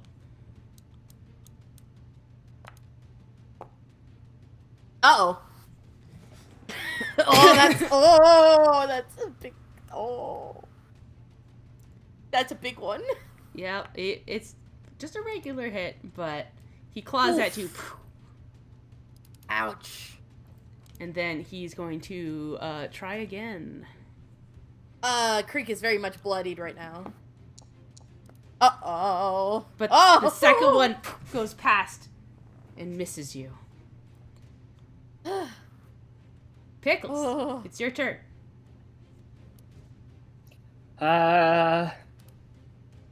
Okay. Well, one way or another, we're gonna need to get closer. So hold on, let's see. Yeah, right there I think is fine. So let me go ahead and move myself here.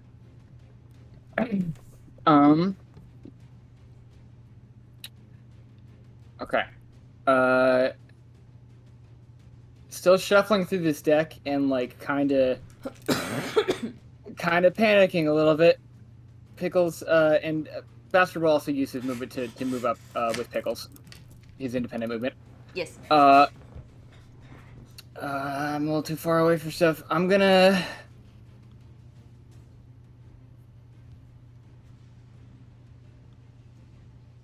Yeah, this is gonna be my best use of stuff. Both Creek and Scrag are hurt, right? Yes. But Scrag seems significantly more so, right? Yeah. But, like, Nash is also hurt, FYI. Yeah. Of the two Festrogs, that are still up, the one next to Scrag and Creek is... How's that one looking? That one looks pretty... Like, it looks like it has not been hit, but I would say, you, like, looking at it, you notice that it's thinner and weaker looking than the other one. Okay. But it has not been hit. Okay.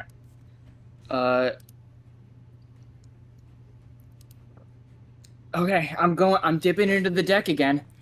I'm gonna use my cantrip deck yet again, and this time on Scrag, I'm going to cast the spell Forbidding Ward. Forbidding Ward. Ooh.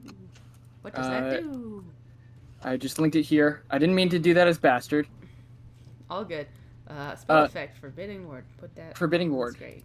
I ward an ally against the attacks and hostile spells from the target enemy. The target ally gains a +1 status bonus to armor class and saving throws against the target enemy's attacks, spells, and other effects. Gotcha. Cool. So, against the Festrog that's right next to him, I'm gonna drop this effect, and hold on, how long? I can't do that to him. And this lasts, it's sustained up to a minute. Hell yeah. Yeah. Okay. Yeah, because I can sustain one spell for free. I know that's something that I can do. But sustaining more spells costs an action, I think? Yes. Gotcha. Okay, yeah, so I don't need to... The Shattering Gem is now gone, so... Yes, it's gone.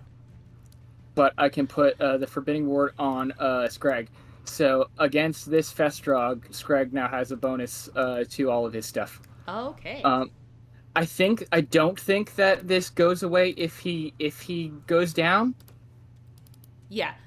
The way that at least I've been playing it in my other groups is that whoever is casting the spell, if they go down, then spells disappear. Yeah. But if the person goes down, they're fine. Yeah, but if the enemy goes down, then it's null and void at that point. Like, it's not. Okay. I assume so, at least. Right, like if the enemy that is attacking him goes... Okay. Sorry, I'm throwing all of the fucking cantrips at you. Yeah. Ally against the attacks and hostile spells from the target enemy. Okay, yeah, because you are targeting that creature, but the effect goes on. Yeah, it's just against the one enemy. Yeah. But that's the best I got right now. So yeah, I pat Scrag and hold up the card. Interestingly, for both, I don't know if anybody would have noticed when Pickles was shuffling the deck, he didn't like actively choose a card. He just kind of pulled from the top of the deck, and these are the ones that he got. Gotcha. All right, I think that's your turn. Yes, that's me done. All right, Nash. Okay, with one Festrog down, Nash is going to move out of his... I'm on the wrong thing, hang on. Okay. Move out of his little nook there. He is going to attack the Festrog in the corner there with his whip. We are not devising a stratagem. He is just going to take a strike. Take a strike. If and he can. That's a hit! Alright, so let's see here. A damage. So you do one just damage to it as like one of its pustules burst and splatter onto the column next to it. Alright, and as quickly as he takes that strike, he is also going to attempt battle medicine on Creek. Cool beans. So let me get to the right spot. Very much appreciated. Medicine check. That's I'm just with 5s today. It's a 5 kind of day. 5. Okay, is an 11... 11 is not a success. I don't remember. Okay. A success is 15. Right, okay. Dang it. So unfortunately, you like are trying to bandage her, and she is like trying to like keep the other Frestrog away from her, and it's like just limbs. Yeah, gotcha. Okay. Sorry, my battle medicine is hard for me to track sometimes because it's like it does the same thing as this, and I have to open up a different thing, and it's like it acts like this, and I have to open up Yeah. another thing. Yeah, but yeah, it's a just a AC 15. Yeah. medicine. 15, and then Let me check. Is the immunity it's there regardless of success or failure? Yes, that is correct. Okay. Double checking. That's what I thought. I just wanted to be sure. Okay. Yeah. So well, dadgummit. You can't do it on Creek for another 24 hours. Yeah, he sure tried. Well, I appreciate the effort. I was gonna say it's only the battle medicine. At least we've got a regular treat wounds if we make it out of this. Yeah. Okay. That's that one. That's this one. All right. So this one starts to scramble this way. Boop, boop, doop, doop, doop. Tries to take a tasty bite out of Vaz with its jaws.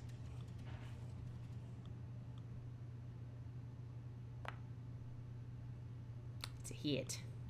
He's gonna get bopped for 1 electric though. Yeah. Wow. Sorry, I've applied so many effects to the party at large. Yeah. Even try to keep track of them for y'all. All good. But yes, does a little bit of damage, and it hurts a lot. But he gets hit with that electric damage. Boop, boop. And he goes,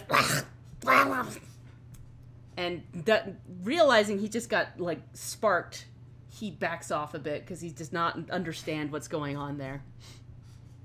And that's his turn. Vaz.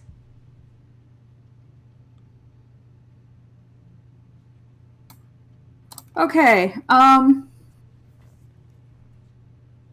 Vaz is going to pop a minor healing potion, because ow. Yes.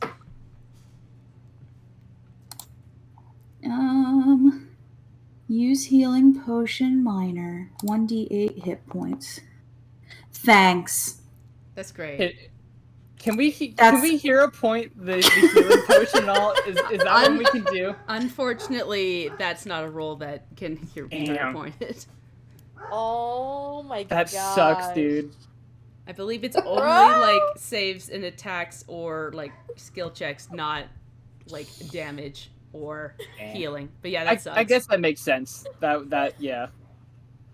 Yikes. Yeah. Vaz will curse the potion seller for selling her a bum potion, a watered down potion. Yep. We have some litigation to do when we get out of this damn crypt. Oh man. I said I need your strongest fucking potions. They can't Not handle your it. weakest shit. You can't handle It's my just strongest water and potions. Tums. Yeah. Just water and Tums. It's like one aspirin dissolved in water. Like some holistic like 7 parts per million shit. God. Yeah, basically we got sold Tums in a bottle form. Oh boy. All right. You did that. What now? Oh, I'm looking at my things to see if there's something I can do that doesn't put me directly in this bitch's jaws.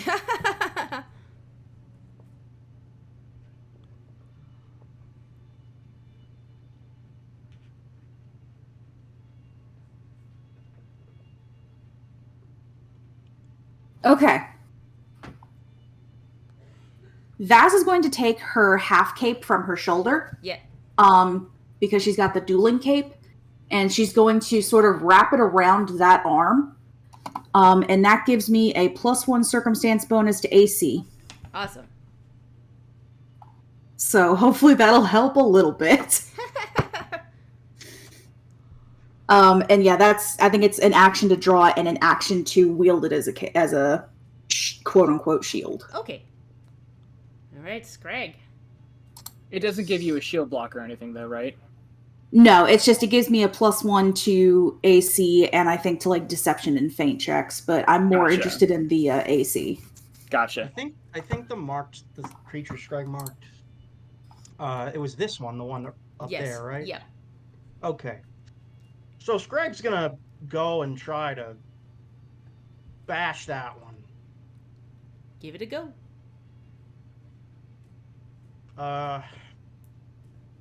Here. That is a hit. Not only that, Yeah, it's finally. a crit. It's a critical hit. Yo! What's a crit? Yep, that's a crit. A crit hit! Oh! It is 10 more than its AC. So yeah, you like run up, tear into it. But like as it, I need you to make that reflex saving throw as you like rip a big chunk out of its chest here. Scrag is still screaming the whole time. Don't you have a... Am I right? You have a bonus... Oh my god. Oh no! All right, let's roll some poison That's damage. a bad number. As you get hit with some like acid. It could be worse. Could be worse. So I yeah, don't like take double damage because the crit failed, do I? no. Oh, No, on cool. basic, that's not a thing on basics, to my understanding. Cool. I think so, All right. right? I mean, there you can if they were attacking you with something and you critically failed, it would be double damage. But Fair enough. God. this is like But- a splash effect, basically. Okay. So yeah, Scrag is missing a chunk of his shoulder, covered in acid, and he is going to, enraged, throw his spear at the last guy. You sure you don't want to try and attack this guy in front of you? Oh, I thought he was dead. Never No, mind. Yeah, I'm no. gonna attack again. My bad. No matter what, like if you hit him, he like bursts. But Okay. he's still up. Well, in that case, I'm gonna hit him with my mangosh. Okay. Come on, mangosh. Mangosh. That is a hit. So roll me some damage. Do I get a bonus for favorite? I don't think I get a bonus for What? favorite enemy or whatever. No. Or hunted That- prey. Sorry. Favorite enemy is not a thing in this game. But yeah, do some damage. And now Do I I need gotta you roll to again? yeah, you gotta make another basic reflex save. As you like tear into it again. Come on. 12. 12 is unfortunately again a miss as like more acid sprays onto you. Greg's down. As yeah, you take him down, but then you collapse. And he's slowly dissolving, I would imagine. Just one sec. I'm gonna mark you as. That's not like... 1 sec. It's not gonna like impact my death saves with the acid everywhere. No, no. Okay, good. But you are now on the ground. I wasn't sure. And Creek. Hey, boy. Just gonna draw my Very- new character real quick. Oh no! It's fine. We got you, man. We got you. Alright. Do a hunting prey on this little ding dong right here that tried to do a jump scare. And let's do a hunted shot. Cool. Let's see how it go. Oh! Ah! Yeah, it like goes right over its head as you trying to like aim at this thing that is right in like crawling up onto you. Right. Alright, let's give it another go. Oh. Are you kidding me? Yeah, like you were just like trying to fight him off, and he's like his arms are everywhere, and you just can't get a Hero points. I was just No. about to say, can I use my hero point? Yes. Also, remember you have 2 hero points because you recapped. Oh, yeah. You got it. Alright, how do I minus a hero point? There we go. Yeah. Okay. I'm using a hero point, 1 more strike. Let's go. Oh! Alright, that's a hit. That's a hit. There we go. I'll take it. Ooh, nice. 4. As you like get one right in the chest there. And that was 2 actions because you used a hero point on one. Yeah, am I able to chug? Because I do one have more a minor action. healing potion. Yeah, can I chug a healing potion real Go for quick? it. Cool. Let me see. I had one in my inventory. Where'd it go? There it is. All right. And so use healing potion minor. Oh my god! You both got bum potions. We have to go and accost this potion seller. Honestly. I know that was the effect of the dice, but in universe, you can't tell me that we wouldn't look at 2 potions doing basically nothing and be fine. The problem is I don't remember where you got those from. We will find somebody to be mad. I think it was. We will listen back. I think it was from someone. It was one of the sellers, but like, Creek just like puts the potion to her lips and like smacks her lips. Just goes, "Is this Dr. Pepper?"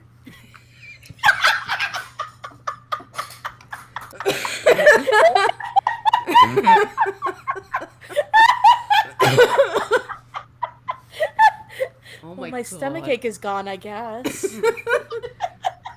Freak's like, Pepsi? I ordered Coke! Oh my Where's your God. manager? Where's your manager? Every alchemist in this city is going like we. It's going to pay. I'm making a list and I'm checking the list, and the list is how many alchemists have I punched. God. Yeah, no, this guy is going to try and claw at you because you're right in front of him. And he wants your Dr. Pepper. Bring it. All right. I had a Sprite. I'm good. Oh! But he rolls a 2, and that's a critical Nice. miss. And he, like, as you're, like, sipping, he, like, and you, like, kind of tilt to the side as you, like, throw the potion bottle away, and then he tries again. Oh. And still misses. He, like, and you, like, duck under the side, and then he goes, and, like, leaps forward with his last attack. I forgot my AC is really good. And, like, you again slip past him and kind of, like, give him a look. And that's his turn. Pickles. Once more, Pickles dips into the cards.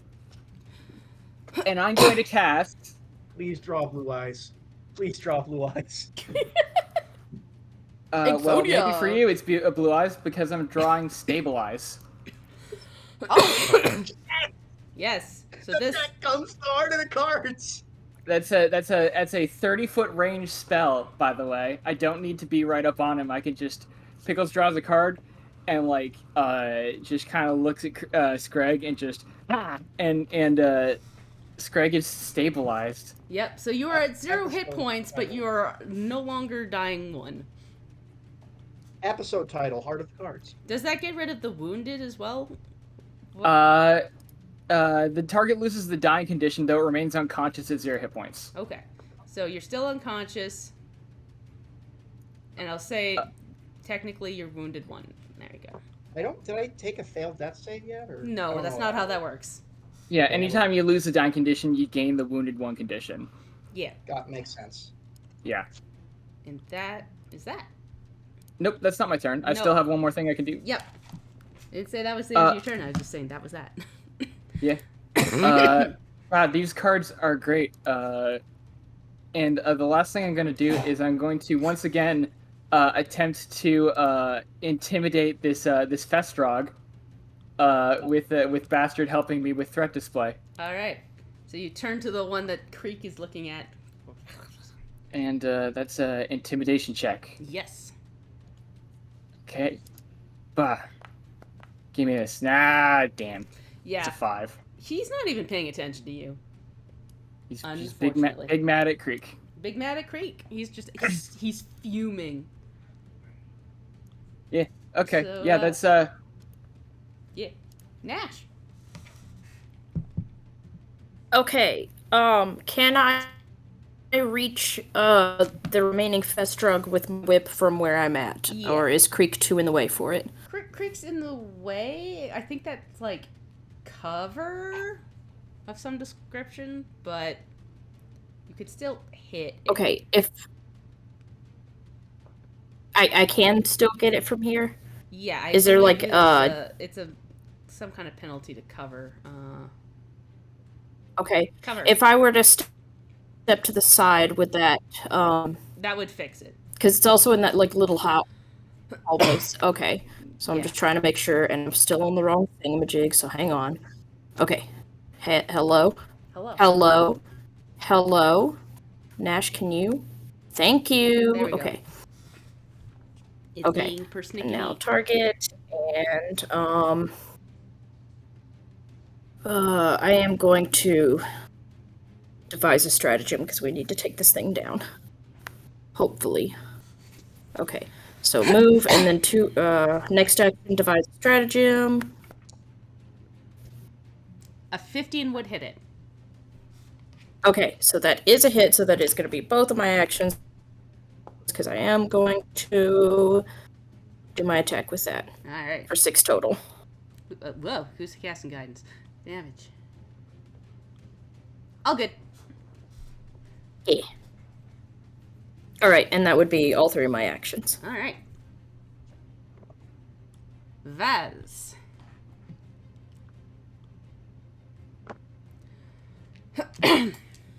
Spoiler alert, I think I may be casting guidance. Give us a finisher. Give us a finisher. Well, I can't get to the Festrog. Oh, boy, that's true.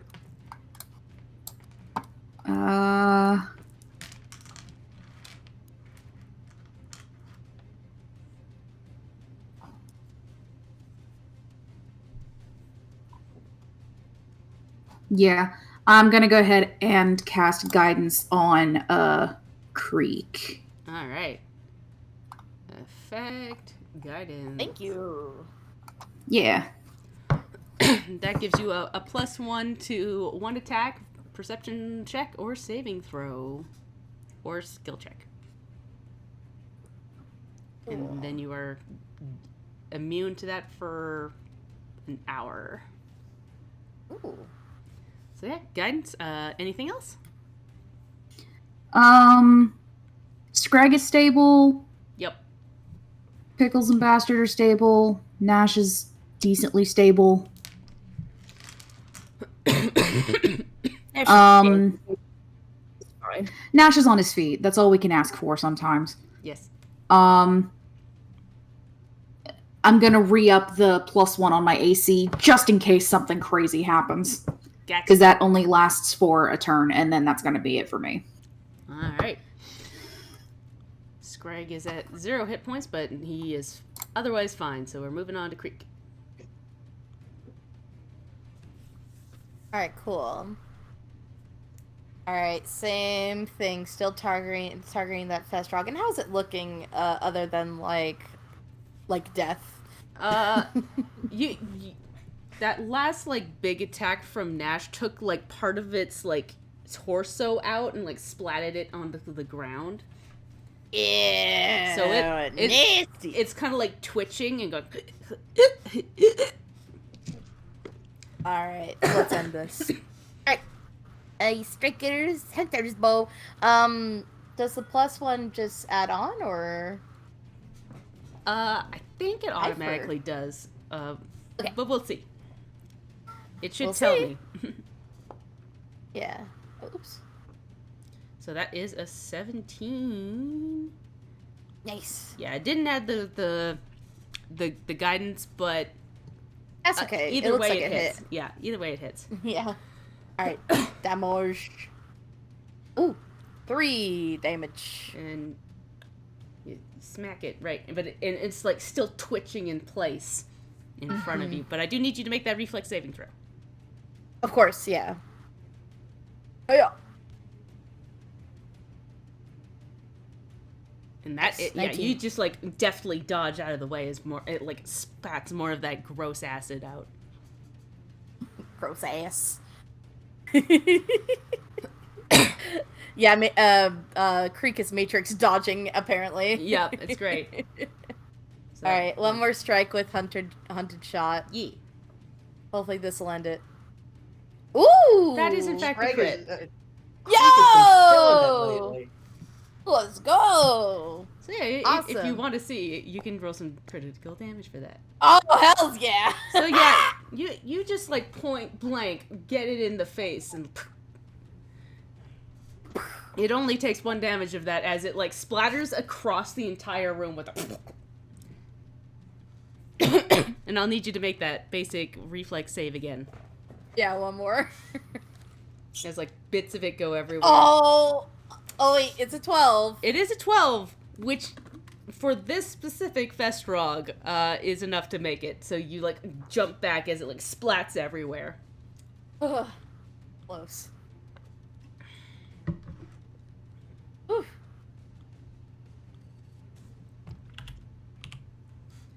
All right, at least my experience point thing is actually working today. No. That's one good thing, because the rest wasn't. At all, boop, boop, boop, boop, boop, and then everybody should get some EXP. Yahoo. And we are out of combat. Yo. Alright. Hooray. Nash is heading straight to Scrag.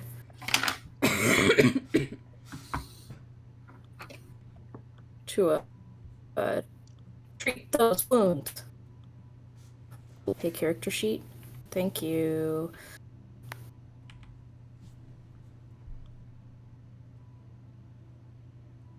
Okay. Dead gum. That's not where I needed to be. That one. Okay, medicine. 14. So that is a success.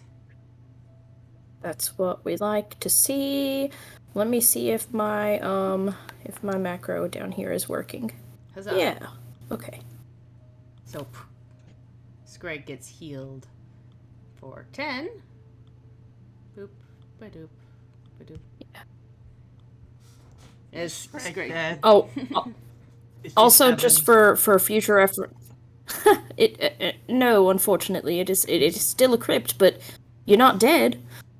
Scrag thought heaven would be full of people like you, and then he kind of pats Nash on the cheek.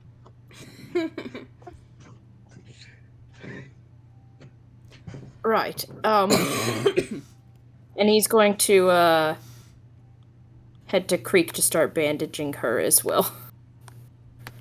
I gotta Also, say, just I'm still on the wrong Go thing. ahead. I'm still on the wrong thing. I was just going to say real quick for future reference, because I keep getting this confused too, because again, the rules for this are split across like 3 different places. Because of my forensic acumen, the battle medicine, it's only immune for an hour. So yes. just in case we get into combat later. Yes. Good to know. I need to like condense that somewhere down for myself, because it doesn't say that in my battle medicine, it says that in my forensic acumen. Yes. So, It's a which I thing. never open because it's not a thing that I use. It's Yeah, it's a just thing that there. you have. Anyway, yeah, okay. Medicine again for Greek. Very much appreciated. Hello, there it is. Nice. Okay, whew. Nice. Much better band-aids this time. and Vaz needs it too, yeah? Yeah, I was about to say, could I get a band-aid? Of course. Hey, actually, I gotta say, like, and I'm also, I apologize that I didn't, I wasn't really in the mix at all, but like, that went way better than it could have. Scrag, for the first time, Pickles gives you a look that you would describe as non-friendly. he just like, when someone says something that doesn't like necessarily offend or anger you, but just like, really, buddy? Vaz, I mean, as Nash comes over... I'm sorry, go ahead. No, you go ahead. as Nash heads over to try to bandage Vaz, you would kind of see his hands are kind of shaking at this point, so he's not really able to treat them as he needs to. You would also see this like slight trail of like that same kind of black ink looking like behind him that's now on your coat, which he'll notice as he's working and just be like, "Oh, I'm my apologies for that." Does Greg give Nash first No aid? worries, darling. Do you have a first aid kit, Scrag? I just think healer's tools if Healer's Scrag. May I borrow your healer's tools, my good person? Yeah, I'm assuming you're. I've got a +3 medicine. I'm assuming you're better than that. Yeah. I think Okay, I have yeah. +5. 'Cause I did take that medicine proficiency. Yeah, as Pickles gives him this, Scrag will say, "Yeah, I'm sorry things didn't go so well for you, Scrag. I did my best. I know you did your best. I think Scrag needs to do his best, and also maybe see a doctor because Scrag is missing most of his shoulder. There's like a big like teeth gash. Yeah, that's a 15 to heal up Nash. Okay, I that is a forget what I rolled for success. That is 2d8. Oh wow! Oh, that's yeah. a lot. Yeah, the treat wounds is really good. Hey, yeah, those potions kind of stunk, huh? That's 7 points of healing for Nash. Heal. Boop. Yeah, they were not the best. Definitely not. Almost a ripoff, even. Yeah, I'd say we were handed a couple of lemons there. I think lemons actually would have done more. I think you're Lemons would be right. good for fighting disease. High vitamin C content. Exactly. Maybe onto something here. Yeah, I like that the gem spell. The issue is it's not quite taken enough of the brunt from attacks like those. So hopefully as I learn more, I can make them a little more robust. But I do not think you did a bad job. Scrag is just very upset because Greg almost died. I mean, to be fair, you also didn't bring Gertie in here, so like you weren't working at full capacity. I wouldn't beat yourself up about it. Greg needs to be independent first. It's hard, but sometimes in life, Greg is just thankful he can rely on his God. Relying on oneself all the time is very painful, quite literally. Mm-hmm. I get that. Do we think that was all of them in here? I don't know how deep this goes. Yeah, Creek, do you hear any more? I know that we were following your lead on this. Yeah, let me check real quick, see if there's any more that I can hear. So let me go ahead and survival. Yes. Right? Let me just Creek gets on all fours, puts her ears to the ground.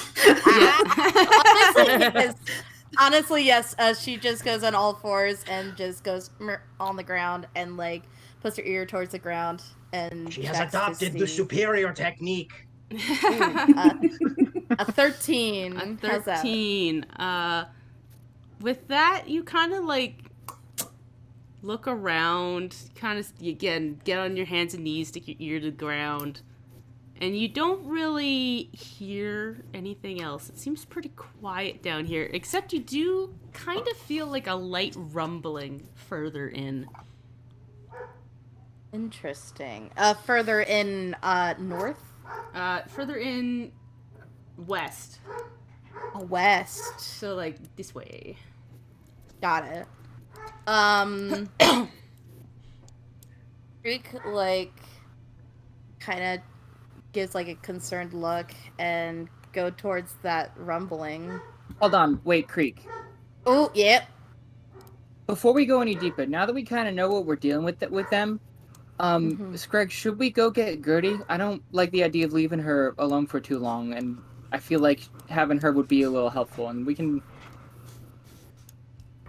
It's up to you if you want to keep her out of this, but like. Scrag will go get Gertie, and he's gonna kind of. I just don't want the rest of the party to be like, we go back up, and then we go back down. Yeah, no, as you like start walking down that hallway, you see Gertie kind of like wander up to you and goes, "Sorry, me scared. Is he dead now?" He's dead again. Gertie, Scrag needs you to be brave so that Scrag can be brave. It's hard to be brave on your own. Okay, and she licks your leg. Oh. Aww. Me scared That's by adorable. myself too, so I came back. We will be brave together. As Scrag leaves, Pickles will kind of silently confide in Nash. I did also have a horrible vision of the fact that we just got through finding all the dinos in the city, and it wouldn't really do to lose another one. We do know there's one person out there who was cheated out of their dinosaur birthday present. Yes, probably best to keep an eye on her whenever possible.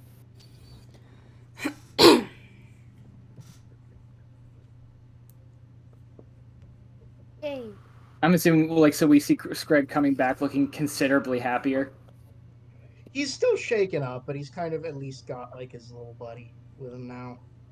Yeah. He's certainly not his like usual happy-go-lucky self right now. Yeah, and If as nothing Gertie else. wanders in, she like purposefully goes around the rotting flesh of the Festrogs that are spewing about. Yeah, and when Pickles, just to be clear, Pickles isn't trying to keep that information from Natch. He will also communicate to Scrag, that he also had the thought of hey, there's people out there looking for dinosaurs, so, Alright. not he's not saying it to judge Scrag or anything, but pointing it out for the future.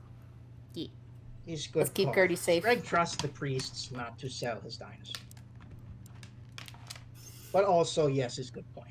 Maybe the priests not have much of a say in the issue. They don't seem to be fighters. My other worry is somebody just kind of coming in and wrecking their business. So they hired us because they couldn't deal with this. So Well, we will deal with it anyways. Or we okay. will deal with it because of that, anyways.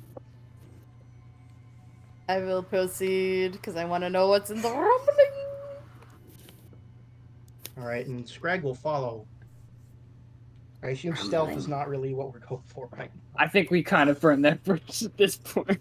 Yeah, that bridge is done and gone. Yeah. Actually, I'm gonna take up more position in the rear because I'm kind of hurt. Sounds good.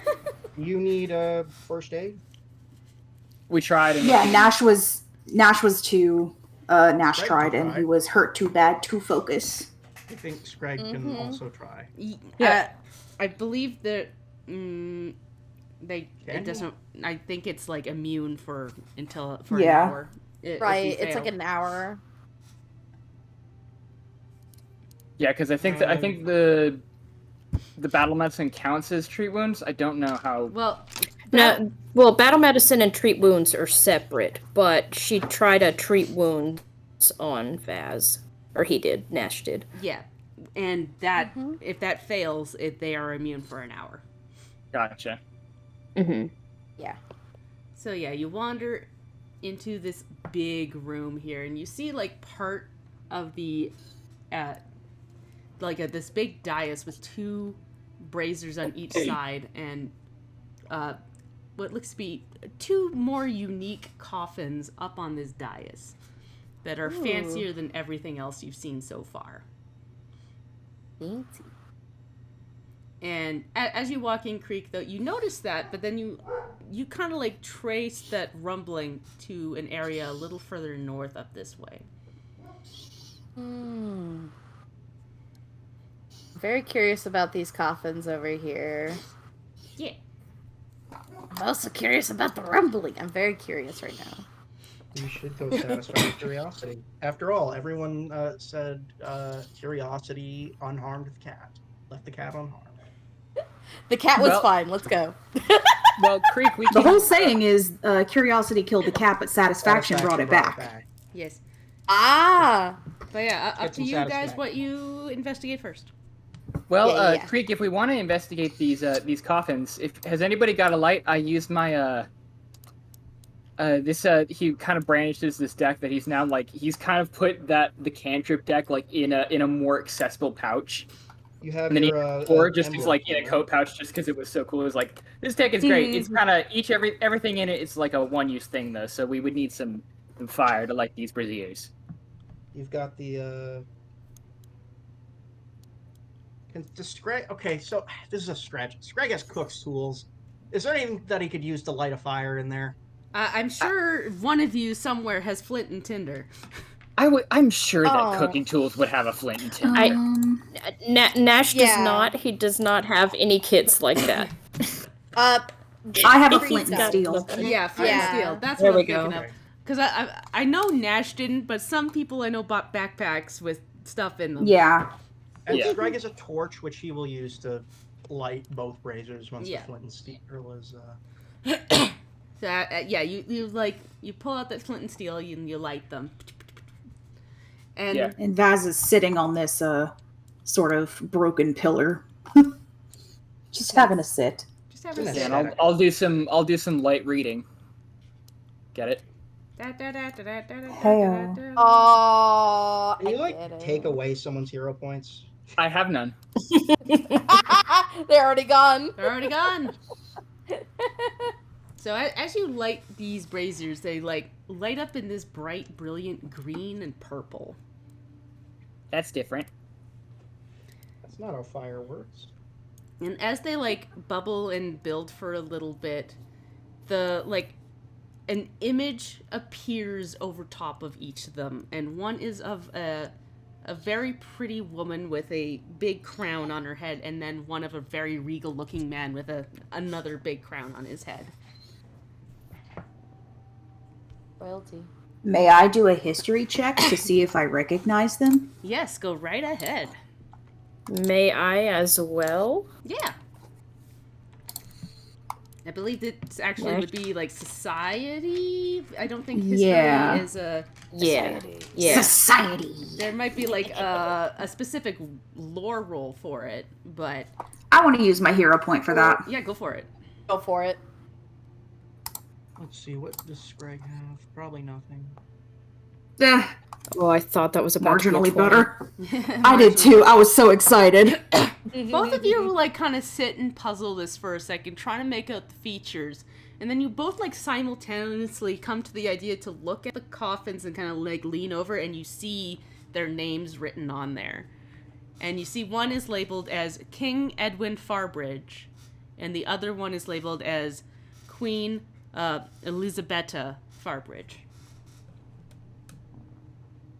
Nash is going to write those down. Phelps is going to write those down. Ian also wants to write those down, but I don't know where my damn pencil went. Oh Oh no. Listen, if you have there it is. If you have ADHD, you lose pencils. It'd be like that. That's why I bought a it's true. 72 pack at the start of university, and then realized that everyone does stuff on the computer. Okay, can we get those names in the chat there Yep. on Foundry? Yes, perfect. Thank you. Thank Our you. bridge. Edwin is and Elisabetta. Which one's green and which one's purple? Elisabetta is purple and Edwin is green. Question on the dates on the coffin. Who died first? It seems like the king died first. Gotcha. By a number of years. I'm just trying to see if there's anything weird about that. Did he die way before she did? No, they seem actually pretty close. They're only a couple years apart. Okay. All right. There's nothing there. And they specifically died around 100 years ago. 100 years ago. Oh, is there some nonsense prophecy that we don't know about? Do they? And real quick, the names that we got earlier from that brazier, it was about 150 years ago. Around there, yeah. But presumably the king and queen were alive Like they were older than 50 when they died? Yeah. Okay. So they were alive for the events 150 years ago. But they may not have been that old. Right. Yeah. Yeah. They could have been babies. Older than 50 is still 51. Yep. Yeah. The images that you see don't look like ancient, but they don't look young either. They're middle-aged. Okay. Mid. They're mid. This doesn't need to be puzzled. Like the date of do they have the date of birth on these coffins? I might have misunderstood. The date of birth is on there. You would be able to calculate that to be about in their 60s. Okay, so they weren't. Yeah, so they were not. They were like 10 when the stuff 150 years ago happened. Yeah. Gotcha. Yeah. Okay. Mm-hmm. Interesting. And these are like corporeals, like they look like ghosts. They look like ghosts, but they haven't moved. They haven't Gotcha. done anything. They're just it just seems to be like an image of them. And there's no writing in Celestial that appeared like with the other Brazier. No. It's really I get Brazier. Not Brazier. Yeah, I don't know why everyone's been saying Brazier, and I'm Brazier. like, It's my fault. I don't know. Everybody started with Brazier, and I was just like, is that it? No. Am I wrong? Okay. Pickles, It's a Brazier. choosing to believe that Pickles fully believes that it's pronounced Brazier. Brazier. Oh my god. I'm just like, I was pretty sure that was bra, but all right. Over the shoulder boulder holders. It's because Pickles. Oh my did all God, of his someone learning else from books. uses Pickles that. doesn't know how to pronounce things. He knows that things are spelled not pronounced. It's like how I Like, like, yeah. Enemy was epitome for the first like 20 years of my life. Pickles also believes it's pronounced epitome. Yeah. He doesn't know how things are Oh. pronounced. I've made this That's decision very now. relatable. Yes. But- Good. That was like that's the Brazier. reason my Also- mom had such a difficulty teaching me how to read. 2 braziers. And there's no writing Yeah. that appeared. No writing. Just the images, and then there's writing on the coffin, but it is in common. Or the Death Guardian, I should say. There's no common. Gotcha. Okay. There is no spoon. There's no spoon. Specifically down here, there's no spoons. Pickles would like to try and interact with like one of these at all. Because we were able to Sure. interact with the other ones. Like he just reaches his hand out to touch one of them. Yeah, you reach up to touch it, and the picture kind of like floats up a little bit, and then like a description starts to like write out in, again, Celestial this time. And it specifically mentions how she stood by her husband through him resigning his post as the king to become the first head of the Five Winds guilds. Ah. But in death, people still revered them as king and queen. So Pickles will read that out so everybody can get that. And once Nash has copied that down, he'll go to the other one and touch it. Yeah, and it springs up with a description as well of how he ruled over Dathgard for... he ruled over a kingdom called Farbridge for some time, and then banded together with other smaller states in the area to form Dathgard in response to the Empire's expansion into their land. War was breaking out, and they needed to stand together. And instead of fighting over who would be king, he formed guilds instead. Interesting. Vaz, is Kind of there... a selfless guy. Vaz, what does Udrian history teach about the formation of Udria? Is there any association with the Empire at all from what you remember? Leanne, what would I know? I would say for this, roll me a society check to see what Vaz remembered from her schoolings.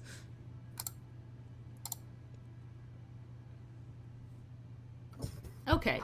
Yeah, with the 14, history wasn't always your favorite subject, but you do recall that Udria in its past has been kind of a raiding society that has melded into becoming more focused on mining and farming of root vegetables. Once, like, gems were found in the mountains and silver and gold, they became more prosperous, but before then they were basically raider camps that would attack the nearby areas.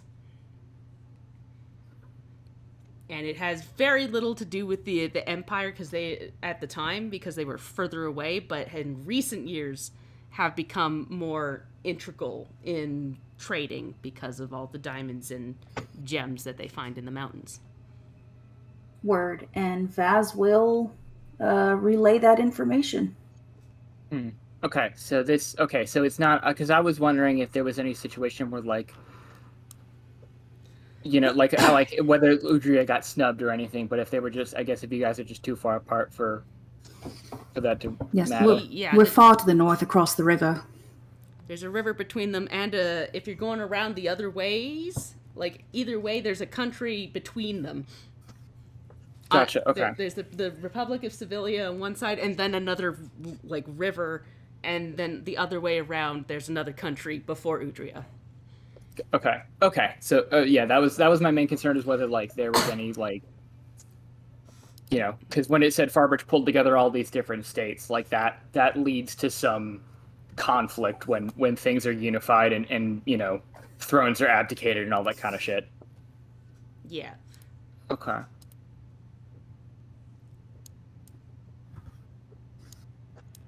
It was specifically 3 smaller kingdoms in this area.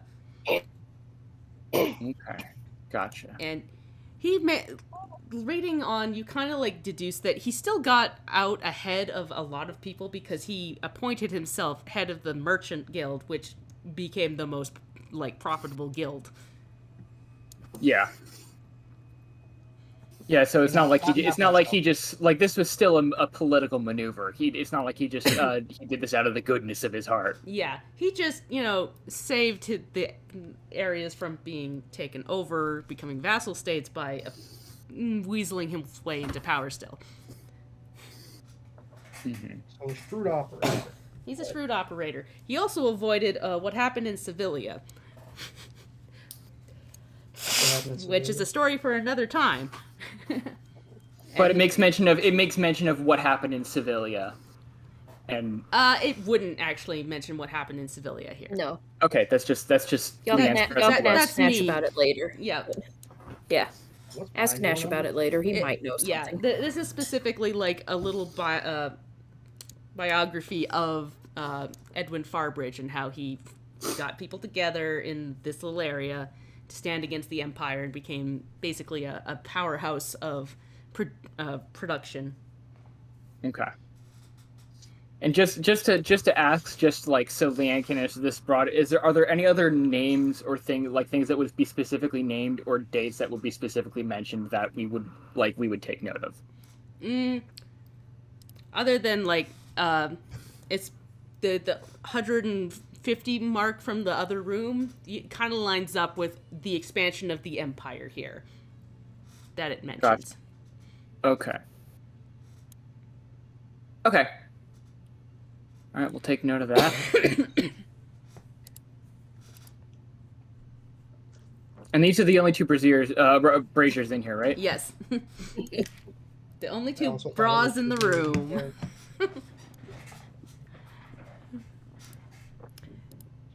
All right, I'm good to that's all I needed. Then I'm good to continue.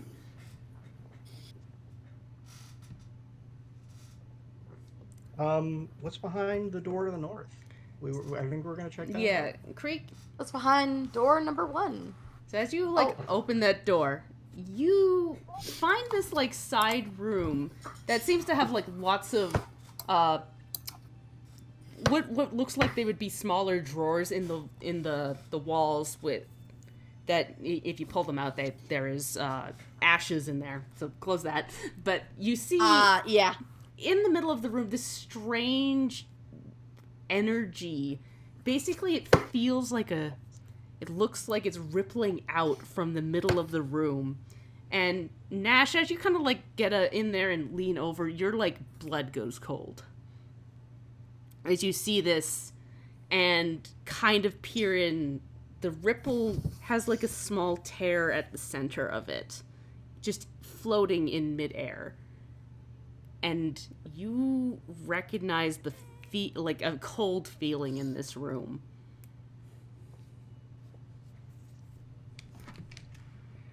Creek, stay away from that. What is it? What is that? The universe is broken. It is one of those rifts that we've been sort of indirectly researching. Oh yeah, I don't want to Man, go into how do we that. close this? But yes, Nash, you recognize this as a rift to the shadow plane particularly. It feels like home, but in that cold, dead way that you remember it. Backstory. No one go too near to this. It is all too common that it is a one-way trip. And you do not want to see what is on the other side. Yeah, Creek backs up a bit. Yeah. And as you like back up and you start to like ponder this, all of you at this point hear the sound of footsteps on the floor. The marble floor. The stone floor. Click, click, click, click, as it seems to be coming closer, as into the room walks a woman that Vaz has met earlier, Professor Cardavaska. She is wearing those long scholarly robes, and she kind of goes, they did say that there'd be people down here. Oh, how nice to see you again. Miss Vasilisa? Yeah, lovely to see you again. Well, in my office, you remember my instruments pinged. This is what they were pinging.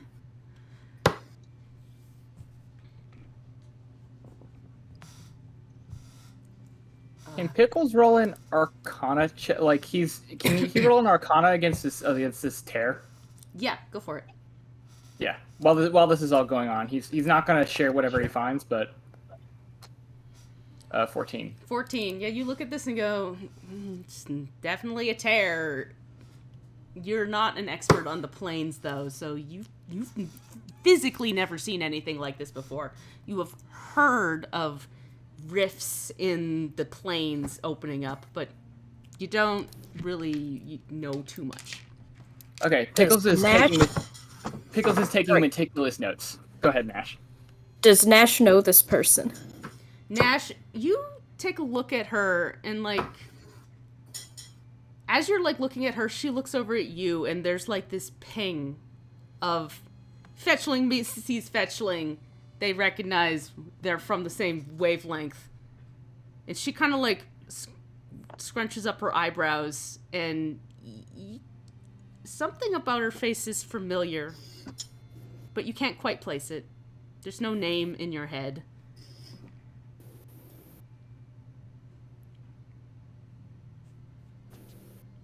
And she looks at you and goes, I'm sorry, have we met before?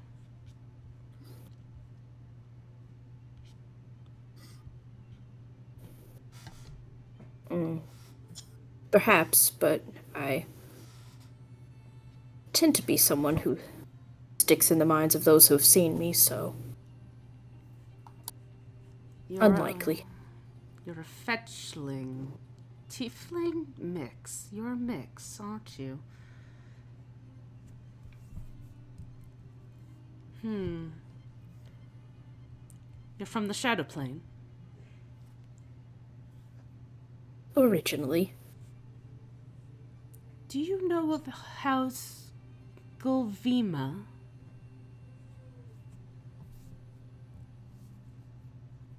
Of House. So, Nash, you know this place. It strikes you like a dagger through your heart when she says that. It's home.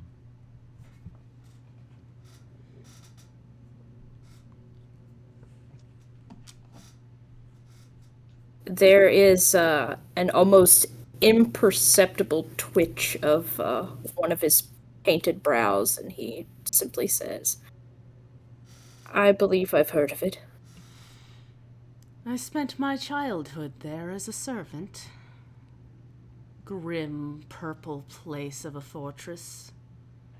Chains and hooks. The screams, the tears. It wasn't pleasant.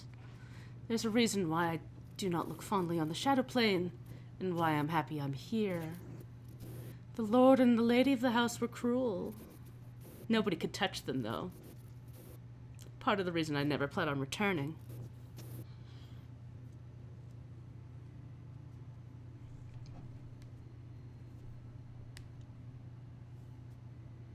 Can't say that what I've heard of the place is pleasant, so I suppose that tracks. I heard their children ran away one day. I hope they're safe, far away from that awful place. I'm sure the lord and lady of the house were quite proud over it.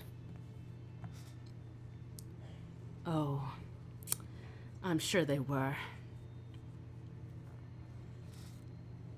Of course, I didn't see the aftermath.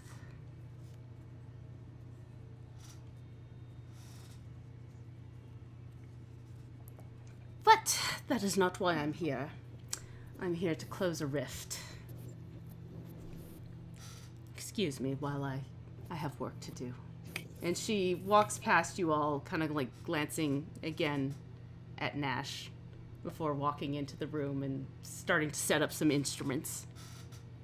Is there... This might be too forward. Is there an opportunity for me to perhaps learn what you're doing here? She pauses and looks at you, goes, I'm sorry, who are you? Oh, sorry, my name is Pickles. I'm a wizard, and, I have an interest in magical learning of all sorts. Well, I wouldn't really call what I do magic, but I don't see the harm in you looking in.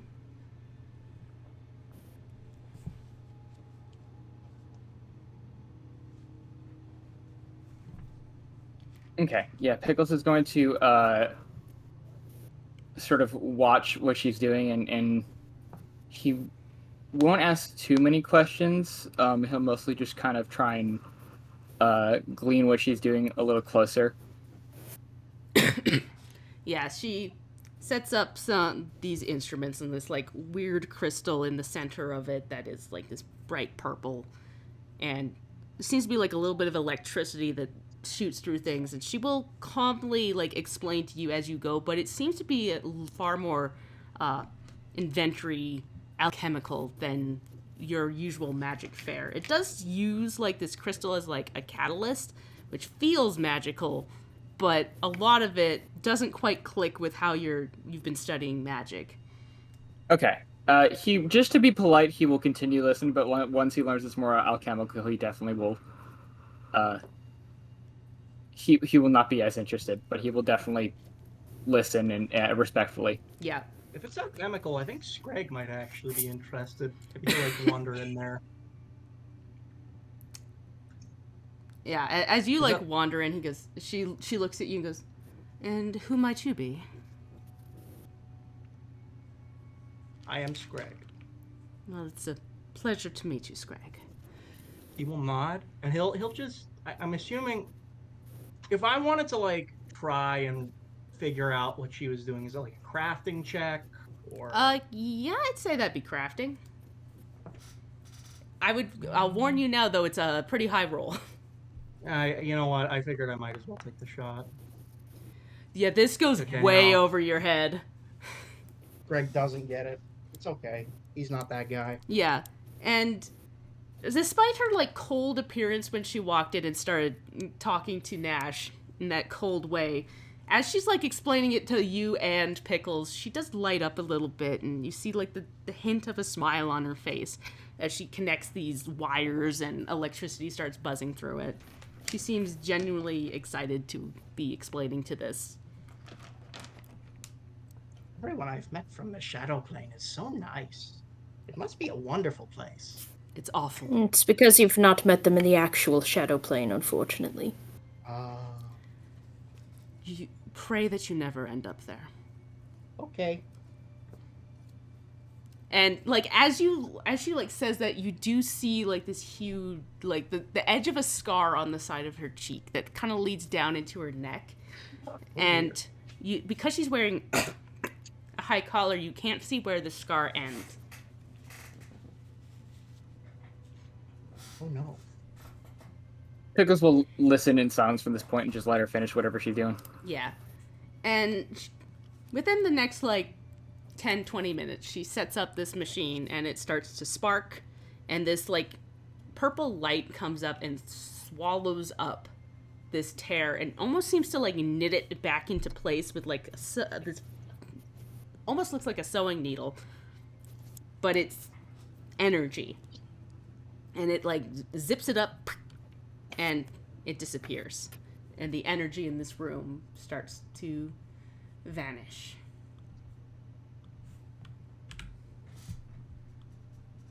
And she nods and starts to pack her work back up again.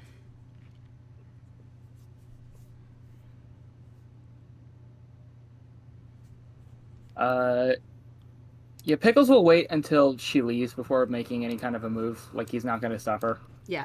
She backs up her stuff, throws it back in a bag over her shoulder, and goes, "Now, if you excuse me, your friend Vasilissa there asked me to calibrate my instruments to the Fey realm. That will take some time. So, I must get back to work on that." Thank you again for obliging us. Of course. As I said, Yes. I don't want these rifts hanging around. They are quite dangerous. Yeah, it's much appreciated. Yeah, thanks for indulging us, and good luck to you, I guess. Yeah, safe travels. She nods and then takes one last look at Nash, kind of has a sad look on her face before she starts to walk out again.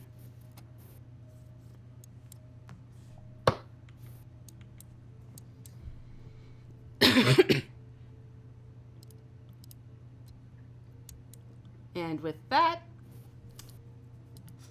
the place goes quiet.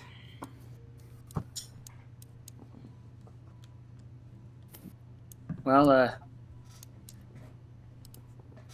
Nash, you okay?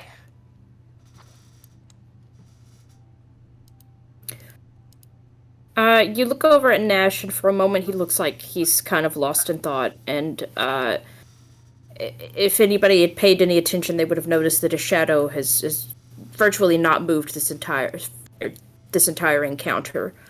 It's just been a normal shadow, but as he kind of like looks at Pickles and relaxes a bit, you see his shadow kind of like cast itself to the side so that it's in Pickles' line of shot and just gives a thumbs up. Okay. Well, if you're sure, are we good to quit this place? I would like nothing better. We should probably check to see if there are any more creepy sprawlies. I think if we'd seen them, they would have showed up by now, right? Or I think we're worse for wear. I think we're done. Yeah. I don't think our professor friend would have had such a clear passage to come down if there were anything else. Mm-hmm. We're just gonna, if it's all right, on the way out, there are like a couple of places that Screg just wants to like pop his head in. Is that all right? Yeah. So you start to make your way back out, and Scrag, you poke your head in every so often into the rest of the crypt down here.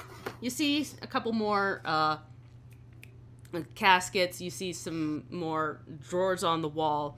but in the end, you see no more Festrogs. And you make your way back out, up the stairs, and open up those big stone doors again. And you see the two Sisters of Thantix. They are still holding each other's hands as you walk up. And they go, ah, there you are. So, how'd it go? And she stops and looks at you and goes, never mind, you look like shit. You should see the other guys. Yeah, we actually unfortunately did leave a bit of a mess on your floor. Apologies. I'm gonna have to clean that up, aren't I? We'll do it together. Okay. Yeah, unfortunately, okay. my spellcasting ability doesn't. Actually, aren't we? If Scrag is cleaning up the poking into places, can Pickles prestidigitation and kind of clean up a little bit? You can clean up a little bit, but there's a lot of gunk, so. Yeah, like I assume those bodies need to go back into whatever maybe he cleaned up out of. Yeah, maybe he was just able to clean up some of the diseased pus around them. Yeah, like there's still viscera, but like. Sorry. But when they say I have to clean that, Scrag is gonna like kind of look down at the ground and like he'll look to the side and he'll like sweep up a bit of dust with his like big feather duster tail. Oh. Yeah, we did our best, but there are some well, not to get to blue, there are some remaining chunks. And the other one goes, it's fine. We'll handle it. Thank you so much. We really couldn't have taken care of those things on our own. We almost couldn't do it, so yeah. Well, glad you lived then. Be a pain to have to hire more adventurers to take out the adventurers that die down there. And then you'd have to clean us up. Hold on! Those were adventurers? No. But we could have added to the undead, I think is what they're trying to say. We could have compounded the problem. Especially because I'm, like, real big. Yeah, I don't relish going up against you even as an alive Scrag, to be honest. I have mastered the art of clawjutsu. Now we can finally close this door. Hate for any other person to wander down there. And they go to close it up. Oh yeah, also, I don't know if the professor mentioned, you did have like a rift down there as well? They stop and turn at you and tilt their heads like in unison and then go, Professor?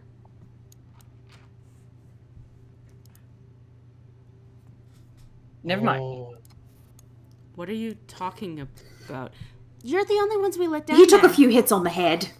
Yeah, I think he might be confused after all of the, diseased pus. Yeah, it was a little... Greg has not worked as a professor in 4 years. Yeah, I'm sorry. I don't know. I was confused. It's been a bit. Yeah, they both look at each other and look back at you and go, we don't just let people down into the crypts. It's dangerous. Right. No, yeah. Sorry. I'm just, like I said, my head's not screwed on straight right now today. Okay, but we should get you out of here then. Maybe some fresh air will do you good. Yeah. Yeah, clearly it's not good for your complexion. She points to her super pale skin.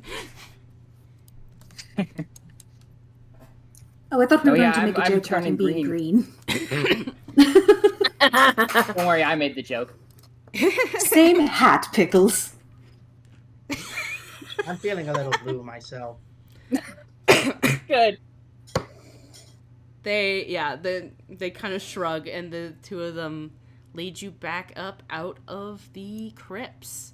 And as the door opens up, you find yourselves into the mid-afternoon sun of Dathgard, and that is, I think, where we're going to end it for today. Very quickly, one last thing. As we passed by the large statue of Thantix on our way out, Nash will just take a moment to kind of pause in front of her, putting his hands out in front of him as though, like, opening to receive something, and say, may your embers be collected by her hands. Yes. The lore. the lore. Ooh. Good lore. Good lore. All right. But yes, that is where we'll end it for today. So, Awesome. goodbye, everybody. Goodbye. Bye-bye. I love you. Bye.